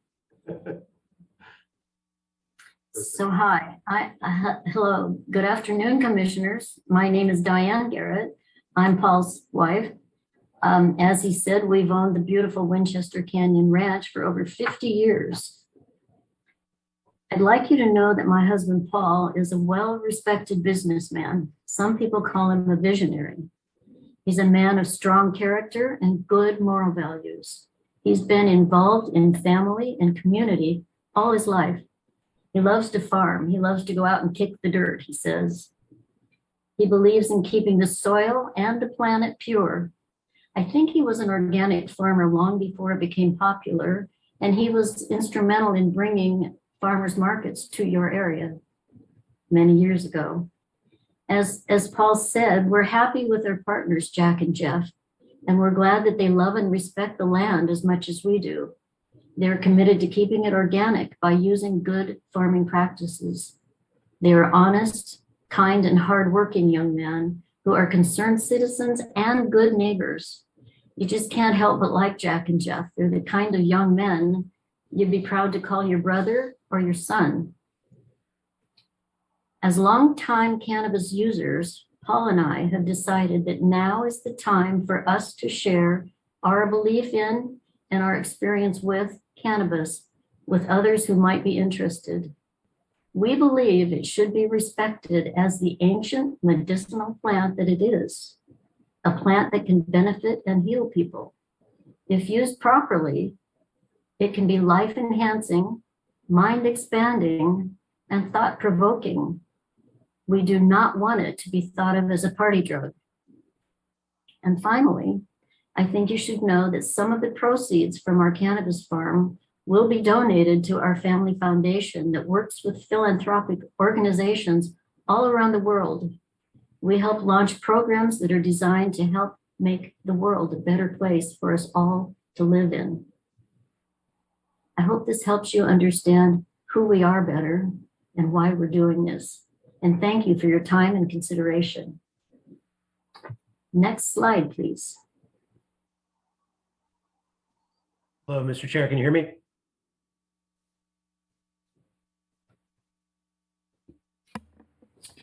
Yes, we can hear you. Okay, all right. My name is Jay Higgins. I'm representing the applicants as their land use agent. So the land area by the Garretts here includes 3 adjacent parcels and combined is about 487 acres.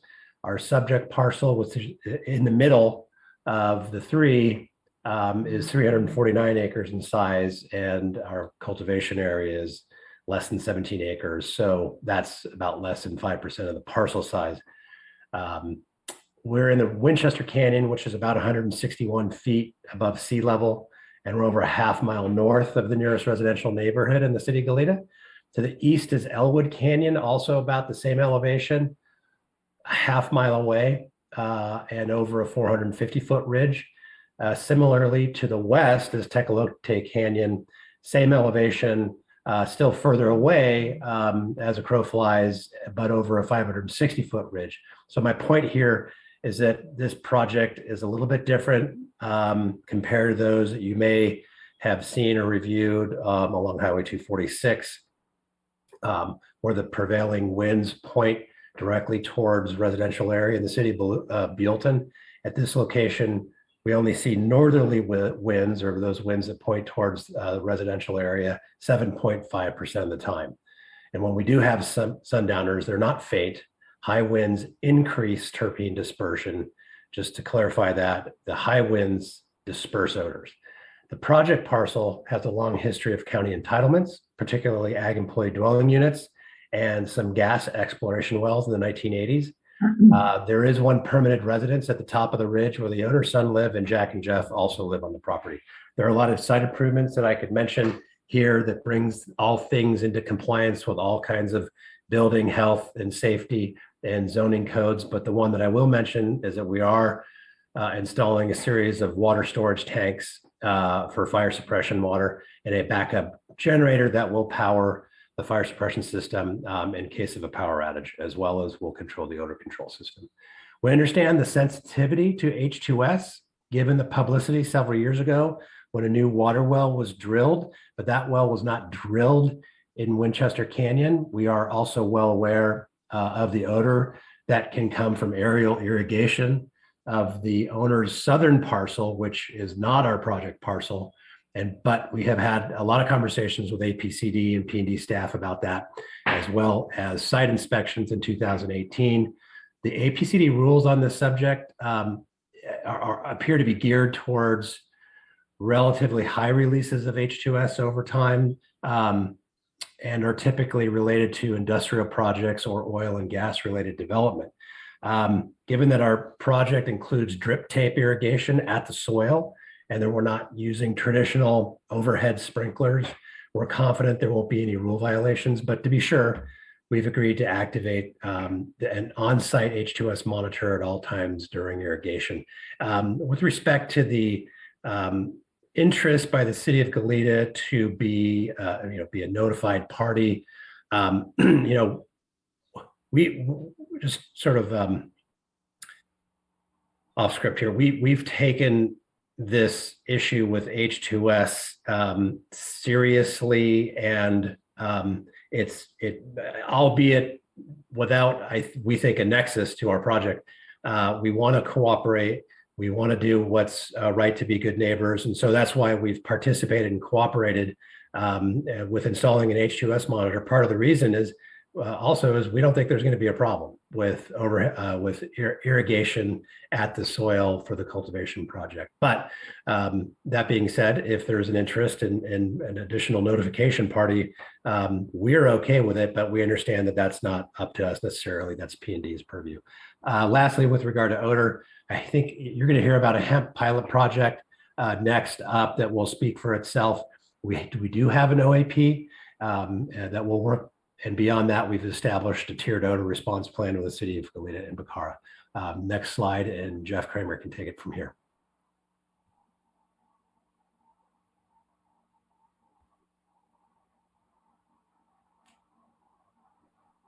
Sorry about that. I was muted.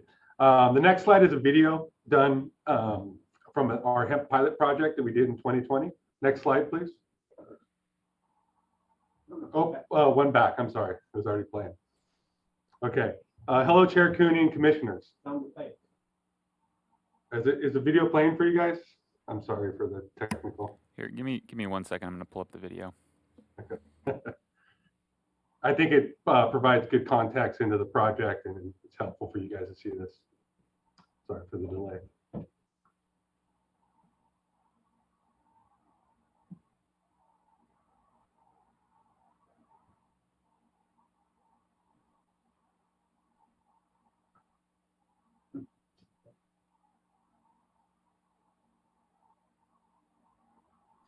And if you're having issues, I can continue without it. Just let me know. Yeah, we had it before, but I think it was accidentally deleted earlier, so we apologize for that. I'm going to pull up your presentation. Mr. Chair, we'd like to possibly run that at another time during rebuttal, if possible.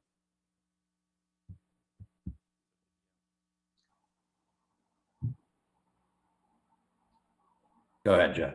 Okay, all right. Hello, Chair Cooney and commissioners. My name is Jeff Kramer. I'd like to talk a little bit about our hemp pilot project we farmed in 2020. We had an opportunity to grow 12 acres of hemp as a research project in conjunction with Allen Hancock University. This was an opportunity to study the potential impacts of cannabis cultivation on our neighbors. We farmed the hemp in the same manner we would cultivate cannabis and create as close to a one-to-one cannabis grow as possible. These crops were farmed using traditional row crop practices, mulch beds, drip irrigation. We monitored water use, did soil and pesticide testing, and recorded weather conditions.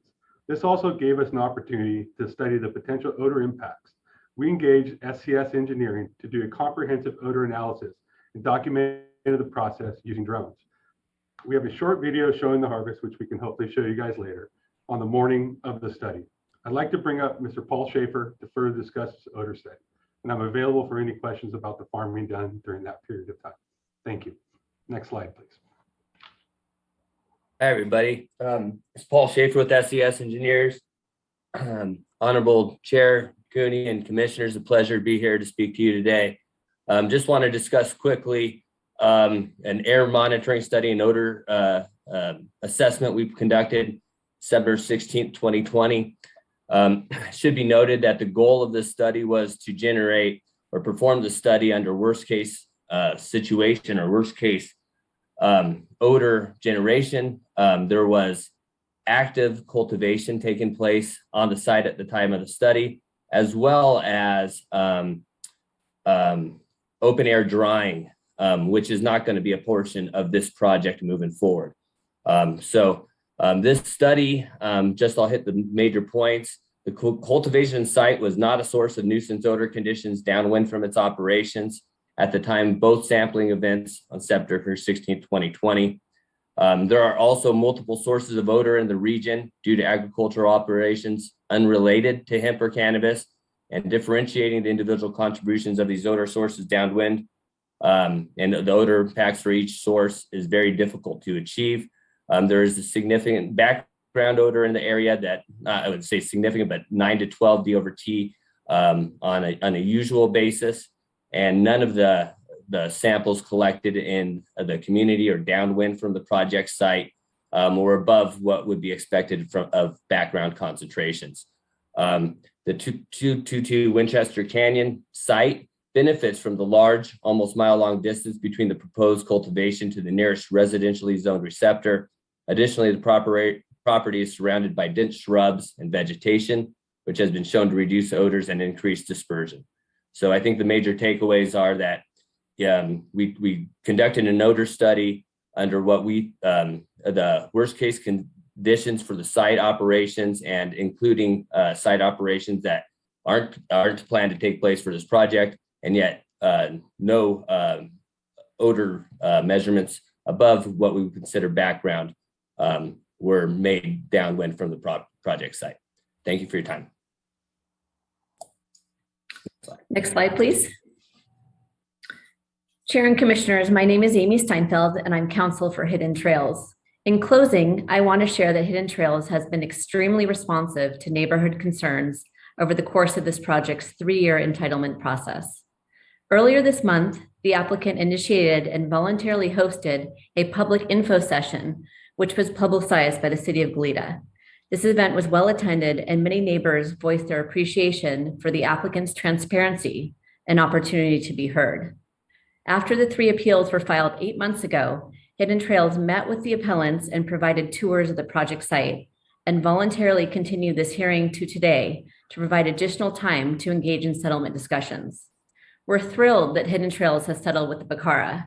We're equally pleased to report that Hidden Trails has settled with the city and entered a settlement which contains odor and H2S mitigation measures, which go beyond state and local cannabis requirements.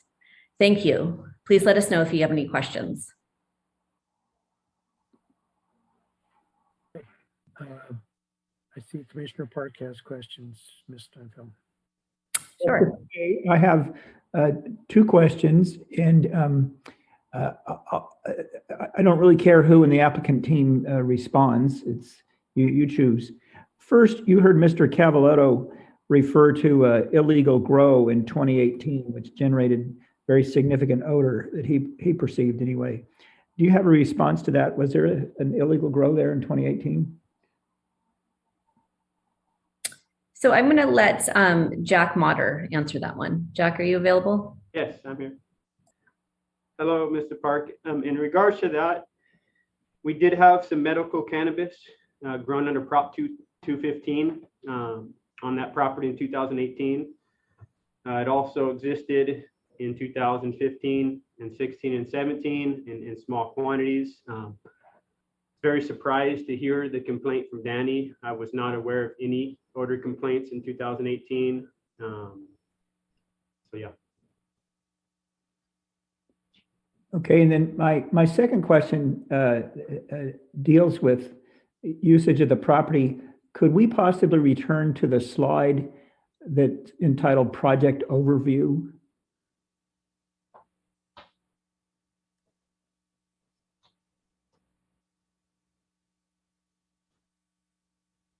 There you go.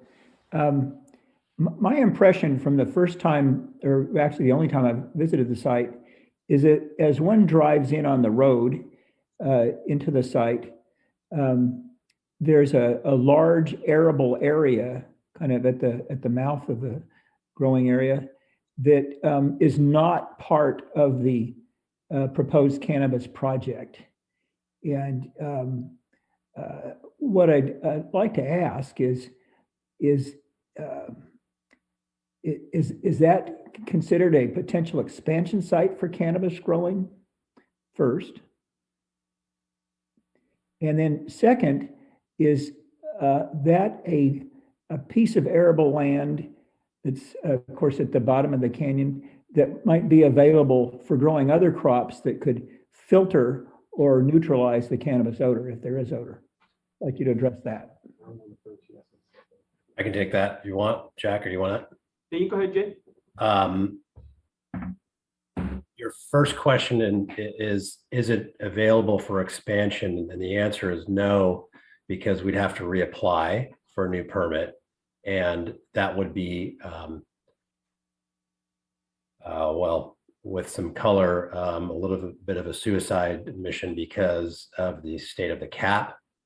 And right now there's enough acreage that would require us to go through a process again, to only have to wait in line behind several hundred acres of people in front of us.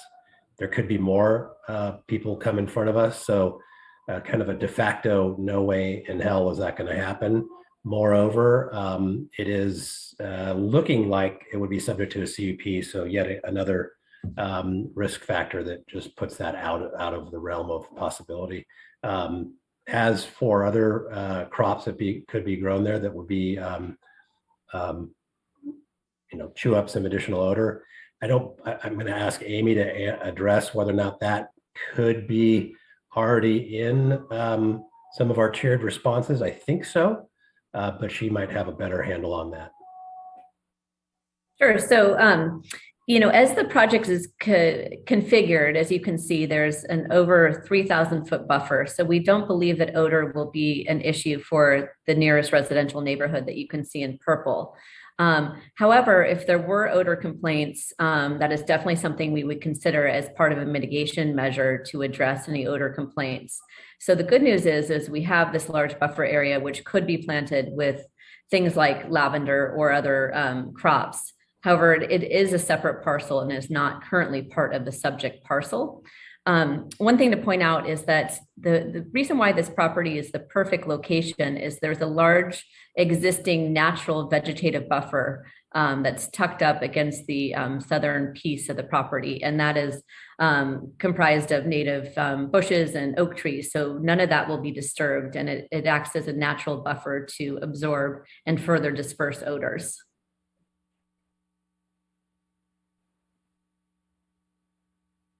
Mark, does that answer your questions?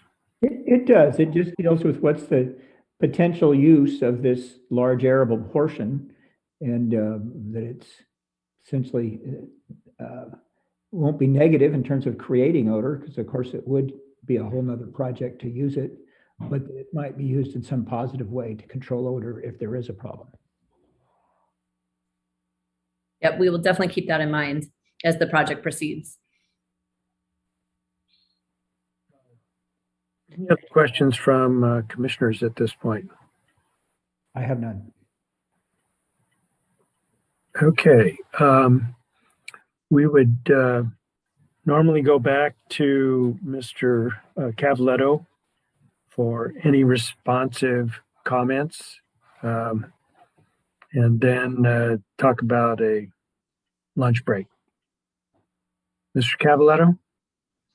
And is there other public comment? Oh, yeah. Thanks. Mr. Villalobos, do you have members of the public that would like to speak at this point?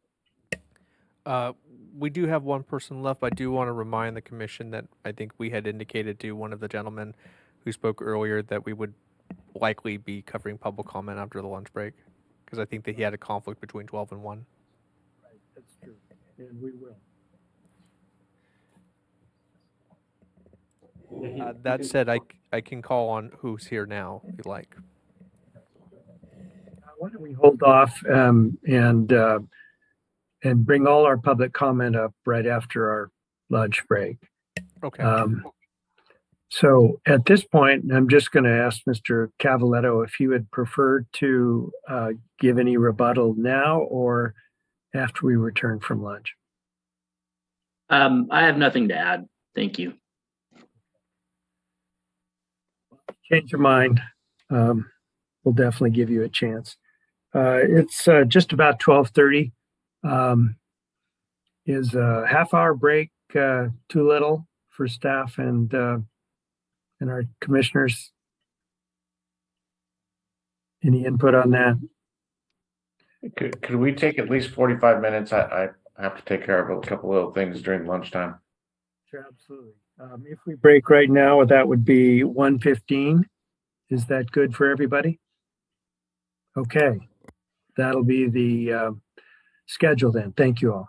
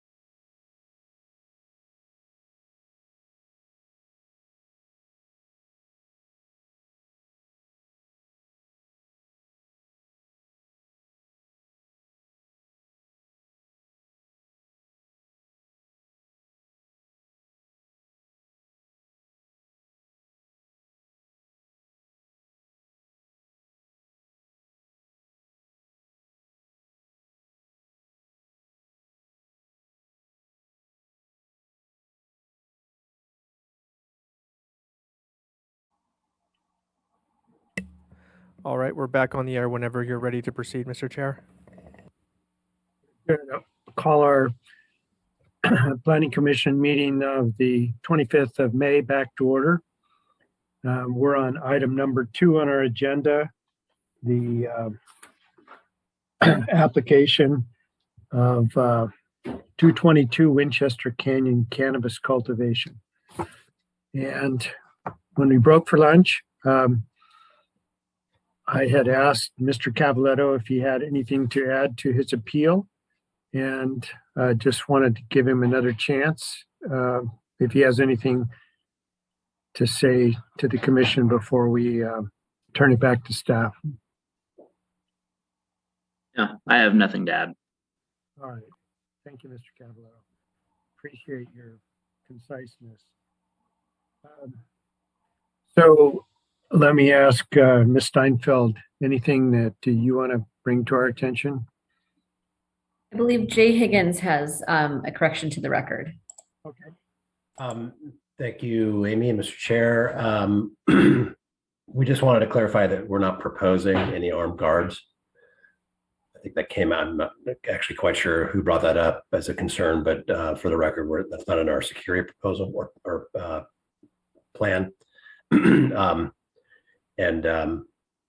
You know, I also wanted to add, for the record, we really did have a highly productive workshop in the field with a tour with all the neighbors. And it was, as you all know, when you, on this subject in particular, when you get out there and meet with people and address their questions and concerns, you do end up peeling quite a few people off the ceiling, has been my expression I've used over the last few years in this business. And I think that's reflective of the fact that we only have 1 or 2 public speakers, it looks like. And I don't mind if Mr. Villalobos wants to try to reach the other speaker, give everybody a fair time.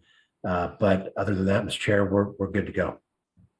Unless you have any questions for our experts. Commissioners, any further questions of staff, of the applicant? Okay, well, Mr. Villalobos, do we have any members of the public still with us? Mr. Chair, we currently only have 1 member of the public still in attendance, and that's Jennifer Fullerton.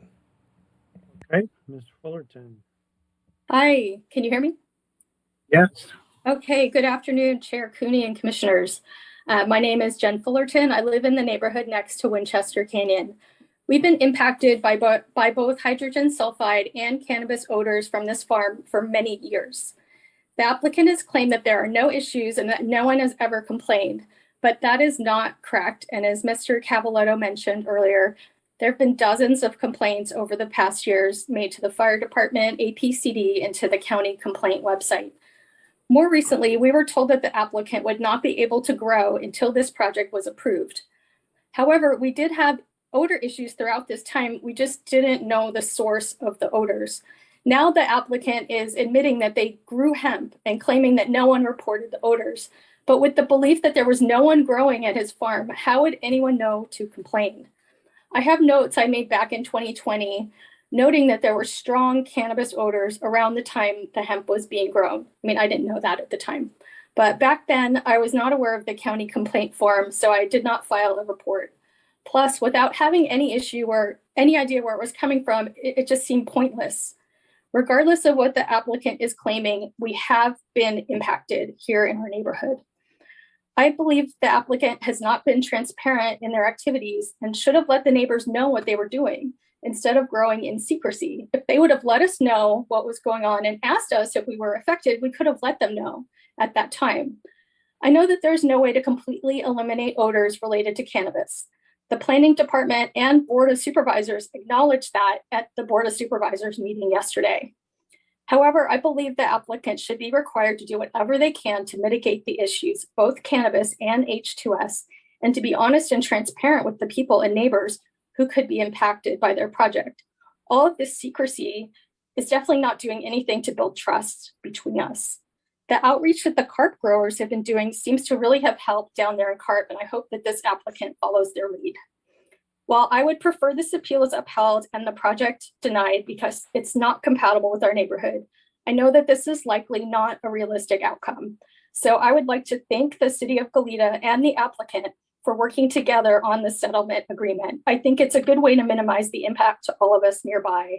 And if we really won't be impacted, as the applicant believes, then they should not have anything to be concerned about. I also support the request of the City of Goleta to be added to the list of agencies to be notified if there is an H2S exceedance, as they are also a major stakeholder in all of this. Thank you. Ms. Fullerton, can I just ask generally, what is your neighborhood? I'm in the little neighborhood right off of Winchester Canyon, so we're right downwind of the project. And my street specifically is really, it's close to the county line and the brush, and closer to the project site than some others. That's helpful. Thank you. Thank you. Any other public speakers? Yes, Mr. Welder, Leo Welders has rejoined us. Okay. Mr. Welders. Hi, thank you for allowing me an opportunity to speak briefly. My name is Leo Welder, and I live in the county on the eastern edge of Goleta. All three of my children go to preschool in Goleta, and I'm also the co-founder of Veda Scientific, which is a cannabis testing lab in Lompoc. I've known Jack Motter from the Hidden Trails Winchester project for the last year and have visited the site on multiple occasions. Jack is a long-standing farmer in the community, as he mentioned earlier, previously growing fruits and vegetables and selling in farmers markets here in Santa Barbara County. He's exactly the kind of person that we want involved in and strengthening the foundation of cannabis farming in the county. I have complete confidence in his integrity and dedication to best-in-class farming practices, along with being a great neighbor to all of us who live and work near his proposed operation. This project is a great opportunity to keep this existing farmland functioning in agriculture and to keep one of our most talented farmers of any crop engaged and invested in our community. The project will also create local farm jobs and further establish Santa Barbara County's reputation of being home to the best, cleanest, and most forward-thinking cannabis operations in the state. Finally, for a compliance and R&D testing lab like ours in the county, Jack Motter and his team are ideal neighbors because they believe in ensuring their plants are clean and of the highest quality. We couldn't ask for better neighbors in the Hidden Trails Winchester project location. Thank you for your time, and I hope you will allow Jack Motter and his team to continue on their multi-year journey of bringing his vision to reality. Thank you, Mr. Welder. And Mr. Welder is our last speaker. Okay. Go back to Ms. Steinfeld and her team to see if there's any response to the public comment. We have nothing further. Thank you. Okay. Then we're going to see if there are any questions of staff and turn to the commission for deliberations. Mr. Chair, this is Secretary Wilson. Do we want to ask for any rebuttals from the other two appellants as well after public comment? Sure. I know we asked for it ahead of public comment, but I just want to double check. I see the city has their hand up. Okay. Ms. Kai? Thank you, Chair Cooney, Planning Commissioners. I just wanted to clarify one thing about, wow.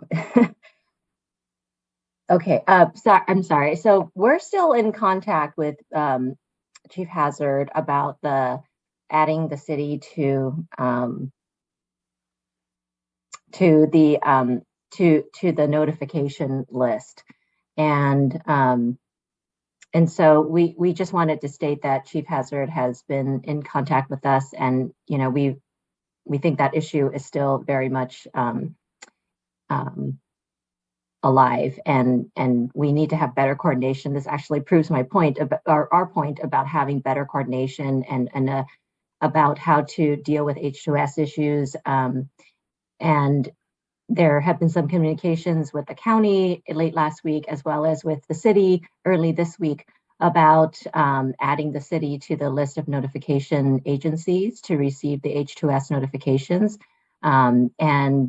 As of this morning, and then this right now, receiving an email, it's still very much a discussion. So we would, still respectfully ask you to consider our request and encourage us to continue our conversations with fire. Okay, thank you. Mr. Chair, I'd like to jump in really quick and make a clarification for the record. Sure. So just to make it clear, we wanted to clarify that staff has had extensive conversations with County Fire regarding this project. And specifically, Director Plowman spoke with the fire chief as well as Division Chief Rob Hazard as recently as this afternoon on the notification issue requested by the city of Goleta. In our conversations with County Fire, they have made it clear that we should rely on existing emergency notification protocols to avoid confusion. County Fire has an existing process to communicate with the city's public information officer in the event of an emergency. County Fire has assured the county that they will send information to the city once it has fully assessed any instance of an H2S release and assess public safety needs. Chair Cooney, this is Travis Sewards. Based on the feedback from the fire chief, staff does not recommend adding the city of Goleta to the condition. So we just wanted to give you that information, and we're happy to answer any further questions on that. Should I ask Mr. Dargill or you, Mr. Sewards, my question? Mr. Chair, I'm sorry. The first speaker was Mr. Dargill, and then Mr. Sewards followed up. Yeah, and I was asking which one of you would like to answer my question on that issue. Either one of us can answer, Mr. Chair. Okay, I'll just pose the question generally then. What we're talking about is adding to the conditions applicable to the project a requirement that county agencies, upon discovery of a hydrogen sulfide leak, notify the city of Goleta. And it blurs in my mind the distinction between the applicant and the obligations that would normally apply between jurisdictions. So my question is, if we don't add a condition, if we don't have a condition binding the project to make this notification, how would it proceed if a hydrogen sulfide leak is detected and reported to the county? Chair Cooney, thank you for the question. For clarification, the city of Goleta has asked that the applicant directly call the city when there's an incident, and what we're saying is that the current system is that the applicant is to notify the proper regulatory authorities, which is the fire department. The fire department has existing protocols to answer incidents. They do not want the applicant sending out information to other parties before there's been an assessment because they're concerned about different messages getting out into the community, causing confusion, maybe chaos. And so they've assured us that the existing system in place where the applicant notifies the fire department, they'll go do their assessment, they'll determine what information needs to be released to several agencies and jurisdictions, and then those agencies and jurisdictions can send out information based on their review of the incident. Hopefully that answered the question. I think it does. If my fellow commissioners have any questions for staff on this issue, you could ask them now.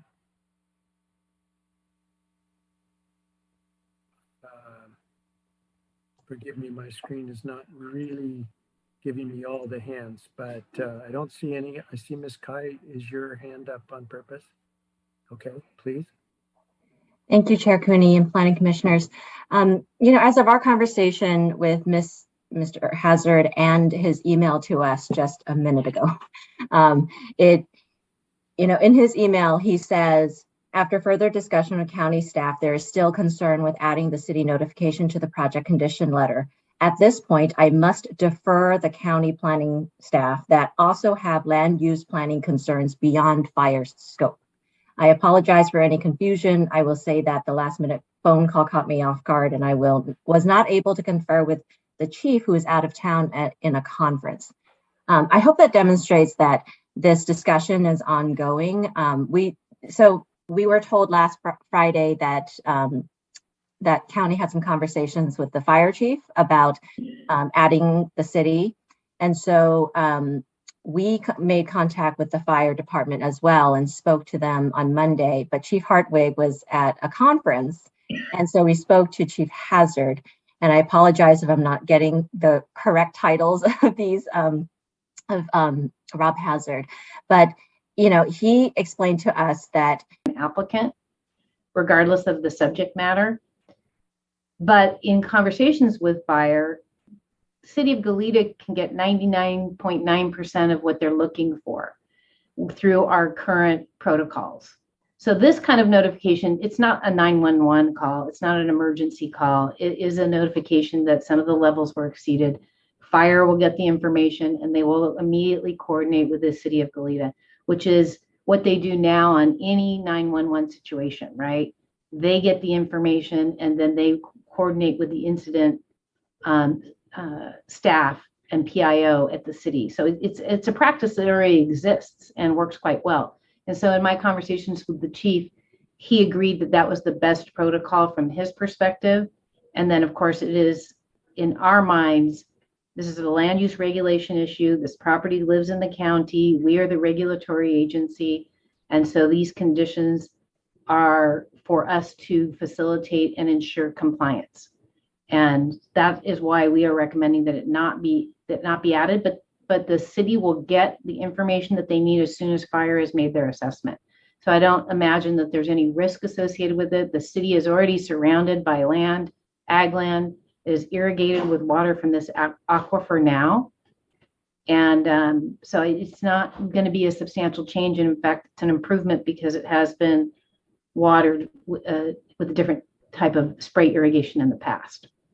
So those are I'm happy to answer any questions from the other commissioners if they have concerns or questions. Let me address Mr. Imhoff. I know you have more to add to this, but we're really going to move on with the decision on what we have before us and leave the applicant out of the reporting process for today, Mr. Imhoff. So if you want to try and change our mind on some basis, by all means. Thank you, Chair Cooney. I just wanted to mention that operationally what happens at the city in an emergency circumstance is our city staff, and we have dedicated emergency management staff, stay abreast of the events, and as they unfold, they keep our city manager informed, and our city manager in turn informs our council. And it's vital for the effective management of an emergency. And we've had more recent experience with this than we'd like, as I'm sure you're aware, with various recent fires and other emergencies. But it's vital that the left hand know what the right hand is doing. And the city government often receives inquiries from citizens within the city. We can then refer those to the county fire or to whoever is the appropriate spokesperson, but it's vital for the functioning in an emergency context that we are in the loop and we are communicating. And that's the purpose for our request here. It sounds like some land use considerations may be trumping those emergency concerns. And it sounds like there's not complete communication and some confusion, even internally, since Ms. Kai and I spoke with Rob Hazard, and since I spoke with him again this morning and heard a different thing. So our concern again is really to make sure that our residents are safe and that we have the information we need to be able to respond in an evolving situation in an emergency. Yeah, and I don't think anybody's contesting the need to notify the city. The question is it the applicant's obligation? And that's what I understand to be the request here and the reason for your appeal at this point. So we can discuss that among ourselves, among the commissioners, but regardless of what the commission does, it's an important issue that needs to be worked out between the jurisdictions, and the point is not missed, Mr. Imhoff. So it's been made, and it's certainly something that has to go on. But in terms of comments, I'm looking for commissioner questions. I see Commissioner Park. Yes. With this discussion or the use of the terms emergency and public safety and so forth, I want to ask Director Plowman a question about the severity of the H2S levels. I go back to the day of the All-American Pipeline being built over Hollister Ranch, and H2S concentrations were so severe that it resulted in the installation of sirens and klaxons and so forth, because there was the potential, I'm sure you all remember this, that a release of H2S through a breach in that pipeline could literally be killing people in a matter of 10 to 20 minutes.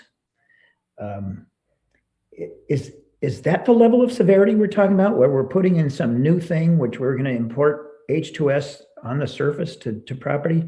Or is this something where we have experience with H2S coming out of these wells and being delivered through various irrigation systems anyway? I mean, so can you address, Director Plowman, the severity of the consequences of potential H2S that's for this project as compared to the Hollister Ranch one I just spoke about?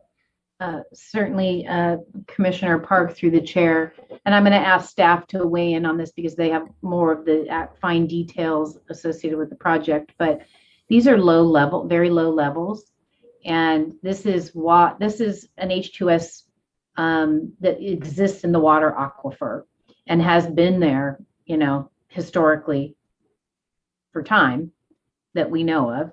And it does come up sometimes through the irrigation, but it is nothing like an H2S pipeline where you have a high volume of gas like you would at the Hollister Ranch, where a release could be deadly.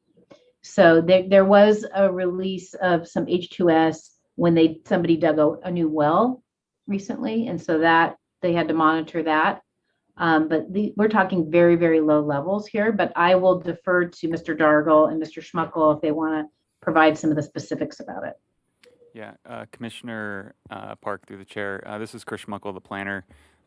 So to date, there's not been an exceedance of the Rule 310 limit, which is the threshold that APCD in the state of California enforces for nuisance of hydrogen sulfide gas. And that limit is orders of magnitude below what would be a health and safety requirement, which it can be found on the OSHA website. So it's a different scope versus a health and safety issue.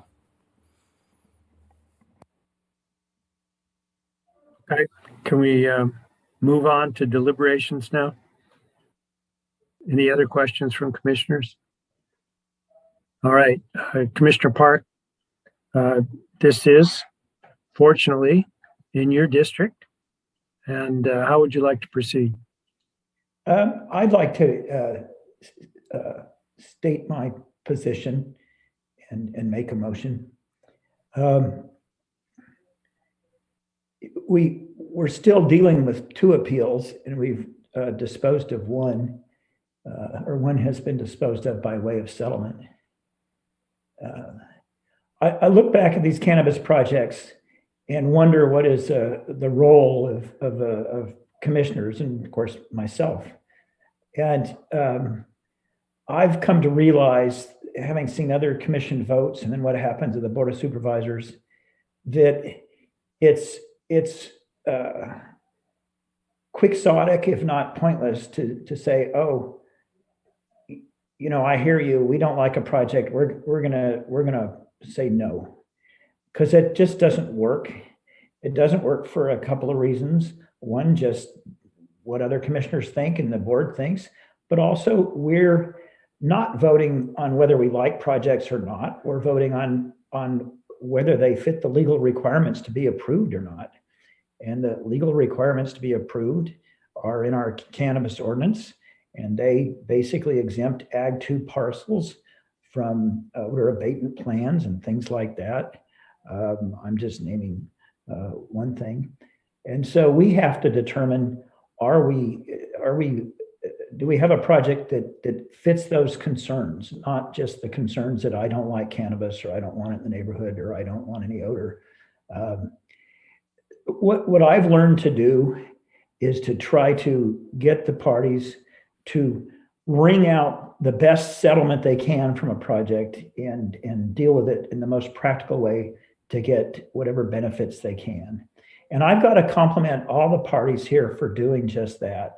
The city of Goleta has done the right thing for its citizens to vigorously investigate what's the right thing, to make sure that the parties have all been pressed to do it as well as they can.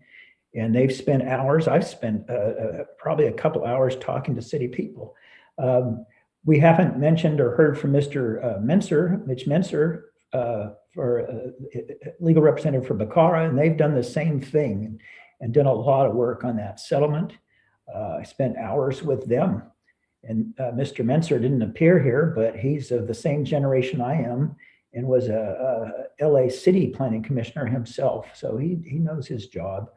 On the applicant side, Ms. Steinfeld has been really a leader, if not the leader, in developing tiered response programs for cannabis applicants and working out ways to make this stuff work. So they've pushed it as hard as they can. So I think that in terms of getting the best possible deal, the parties have worked it really hard. They should be applauded for that, and that's where we are. So I'm inclined to support the project. It's not just an absence of negative things. I think something that's positive here that I really like to see is we have young farmers who have experience in agriculture and in this particular parcel, supported by a more elderly farmer who owns it, who also has experience there. And I like to see that in cannabis as opposed to more of a gold rush mentality. It's a very small project in comparison to other cannabis projects that have been next to urban locations. I think that there are people in Carpinteria, in the Carpinteria city government, who would love it if their only problem was a 15-acre grow in a remote canyon near them. But moving on to the particular concern that the city still has about, I believe it's a condition 29 and being added to the notification list. I've got to say, I will admit, I will confess that probably no one in the commission is less deferential to staff on their recommendations than I am, as much as I respect staff and admire them. But I will ask them questions, and sometimes and often disagree. But this is an operational issue, and on operational issues, on how we do things as we go down the pike, I want to defer to staff as much as I can. Here, and putting it in my own simple words, I think that we have to give the fire department the opportunity to do its job. Its job is to handle notice of these things, develop some kind of response, and move on. And if we require that notice from the applicant to other jurisdictions, in a way, it usurps the authority of our own county government, and it could in fact even interfere with the exercise of their job. So I do not support the modification of that condition. So my motion will be to approve this project, deny the appeal, make the appropriate findings as suggested by staff, and go on from there.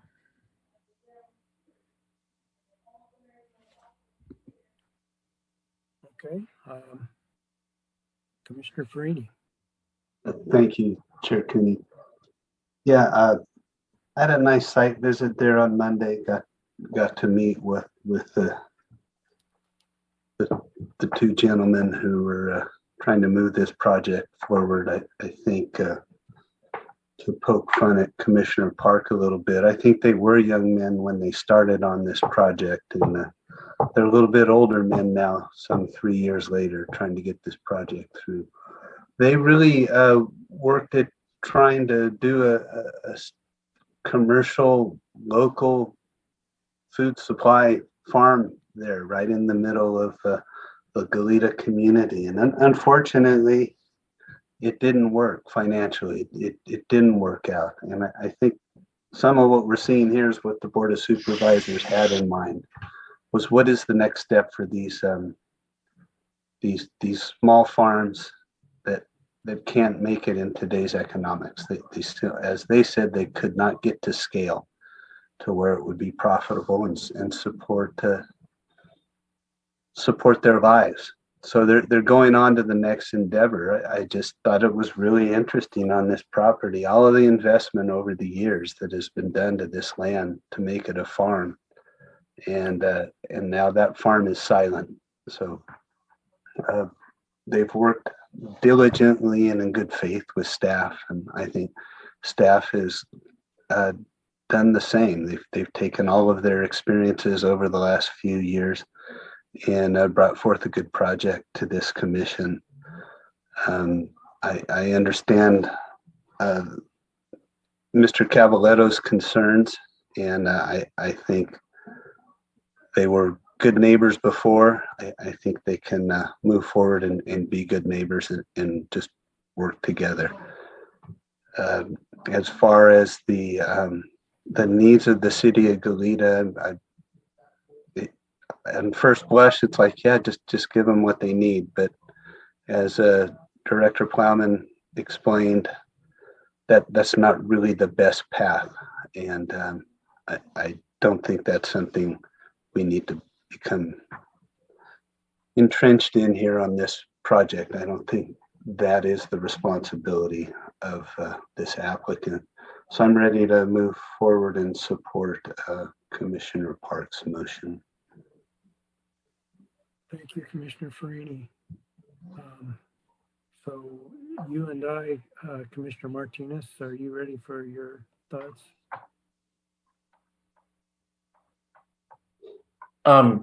Yes, thank you, Chair.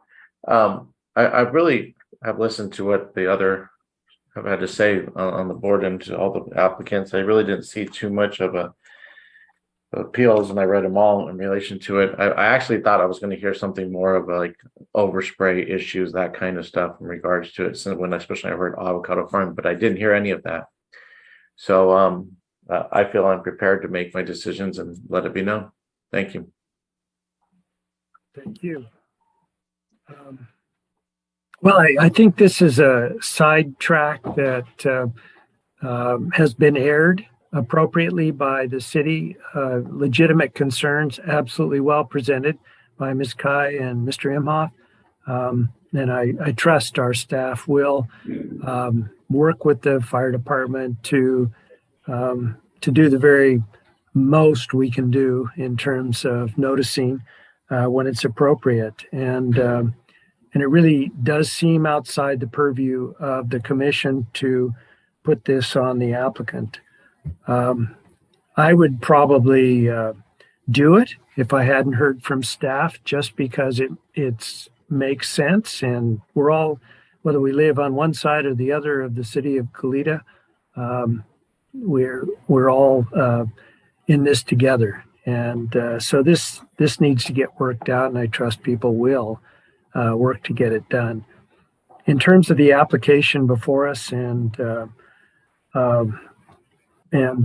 thorough work, it's appropriate that the commission recognizes the Board of Supervisors has a process for Ag 2 properties that does not require an odor abatement plan. It's not to say they don't think it's appropriate for growers to be mindful of their neighbors. But the evidence here is that the applicants are in fact working to do that along with trying to produce the best product that land can produce. You know, I'm sort of beaten up by all the projects in Carpinteria, but most are not Ag 2. And so we have a little more leeway on many of them to condition the projects and get some odor abatement built into the project. And that's worked pretty well there, as Ms. Fullerton observed. So I will support Commissioner Park in his motion and do it with enthusiastic support for the suggestion that the county do everything it can to clear all of the emergency regulations and even these not so emergent issues with the city of Goleta. Anything further from anybody? Mr. Wilson. Chair Cooney and Commissioner Park, I just wanted to indicate that the recommended motions are on the slide. And if the motion maker is comfortable with that, his motion covers everything that's on the slide. I can't remember what I said in the motion, but when I remake it, and that is to follow the recommended actions that are presented on the slide that's in front of us to deny the appeals, make the required findings for approval that you can see in the staff report, including the CEQA findings, determine that the previously certified PEIR is adequate and no subsequent environmental review is required, and grant de novo approval of the part of the project that requires that, subject to conditions of approval that are included in the staff report. Don't quote me about the adequacy of the PEIR, then it's just part of this motion. I think someday we'll talk about whether the statement of overriding considerations for that PEIR are still appropriate, but that's not part of this case. So Brett have a meeting with somebody at 2 o'clock. He's here, but there's already somebody in the conference room. I don't know who that is. Anyway, that is my motion. All right. Thank you very much. Commissioner Farini, are you seconding the motion? Yes, I'll second the motion. Thank you. Any further discussion from commissioners? Commissioner Park, I take it that's an accidental hand raise there. Yes. Okay, then we're ready for the vote. Mr. Villalobos. Commissioner Park. Aye. Commissioner Farini. Aye. Commissioner Martinez. Aye. Chair Cooney. Was that not heard? I said aye. Yes. Okay, great. Thank you. Motion passes 4-0. Thank you. Thank you very much. Thank you. Thank you.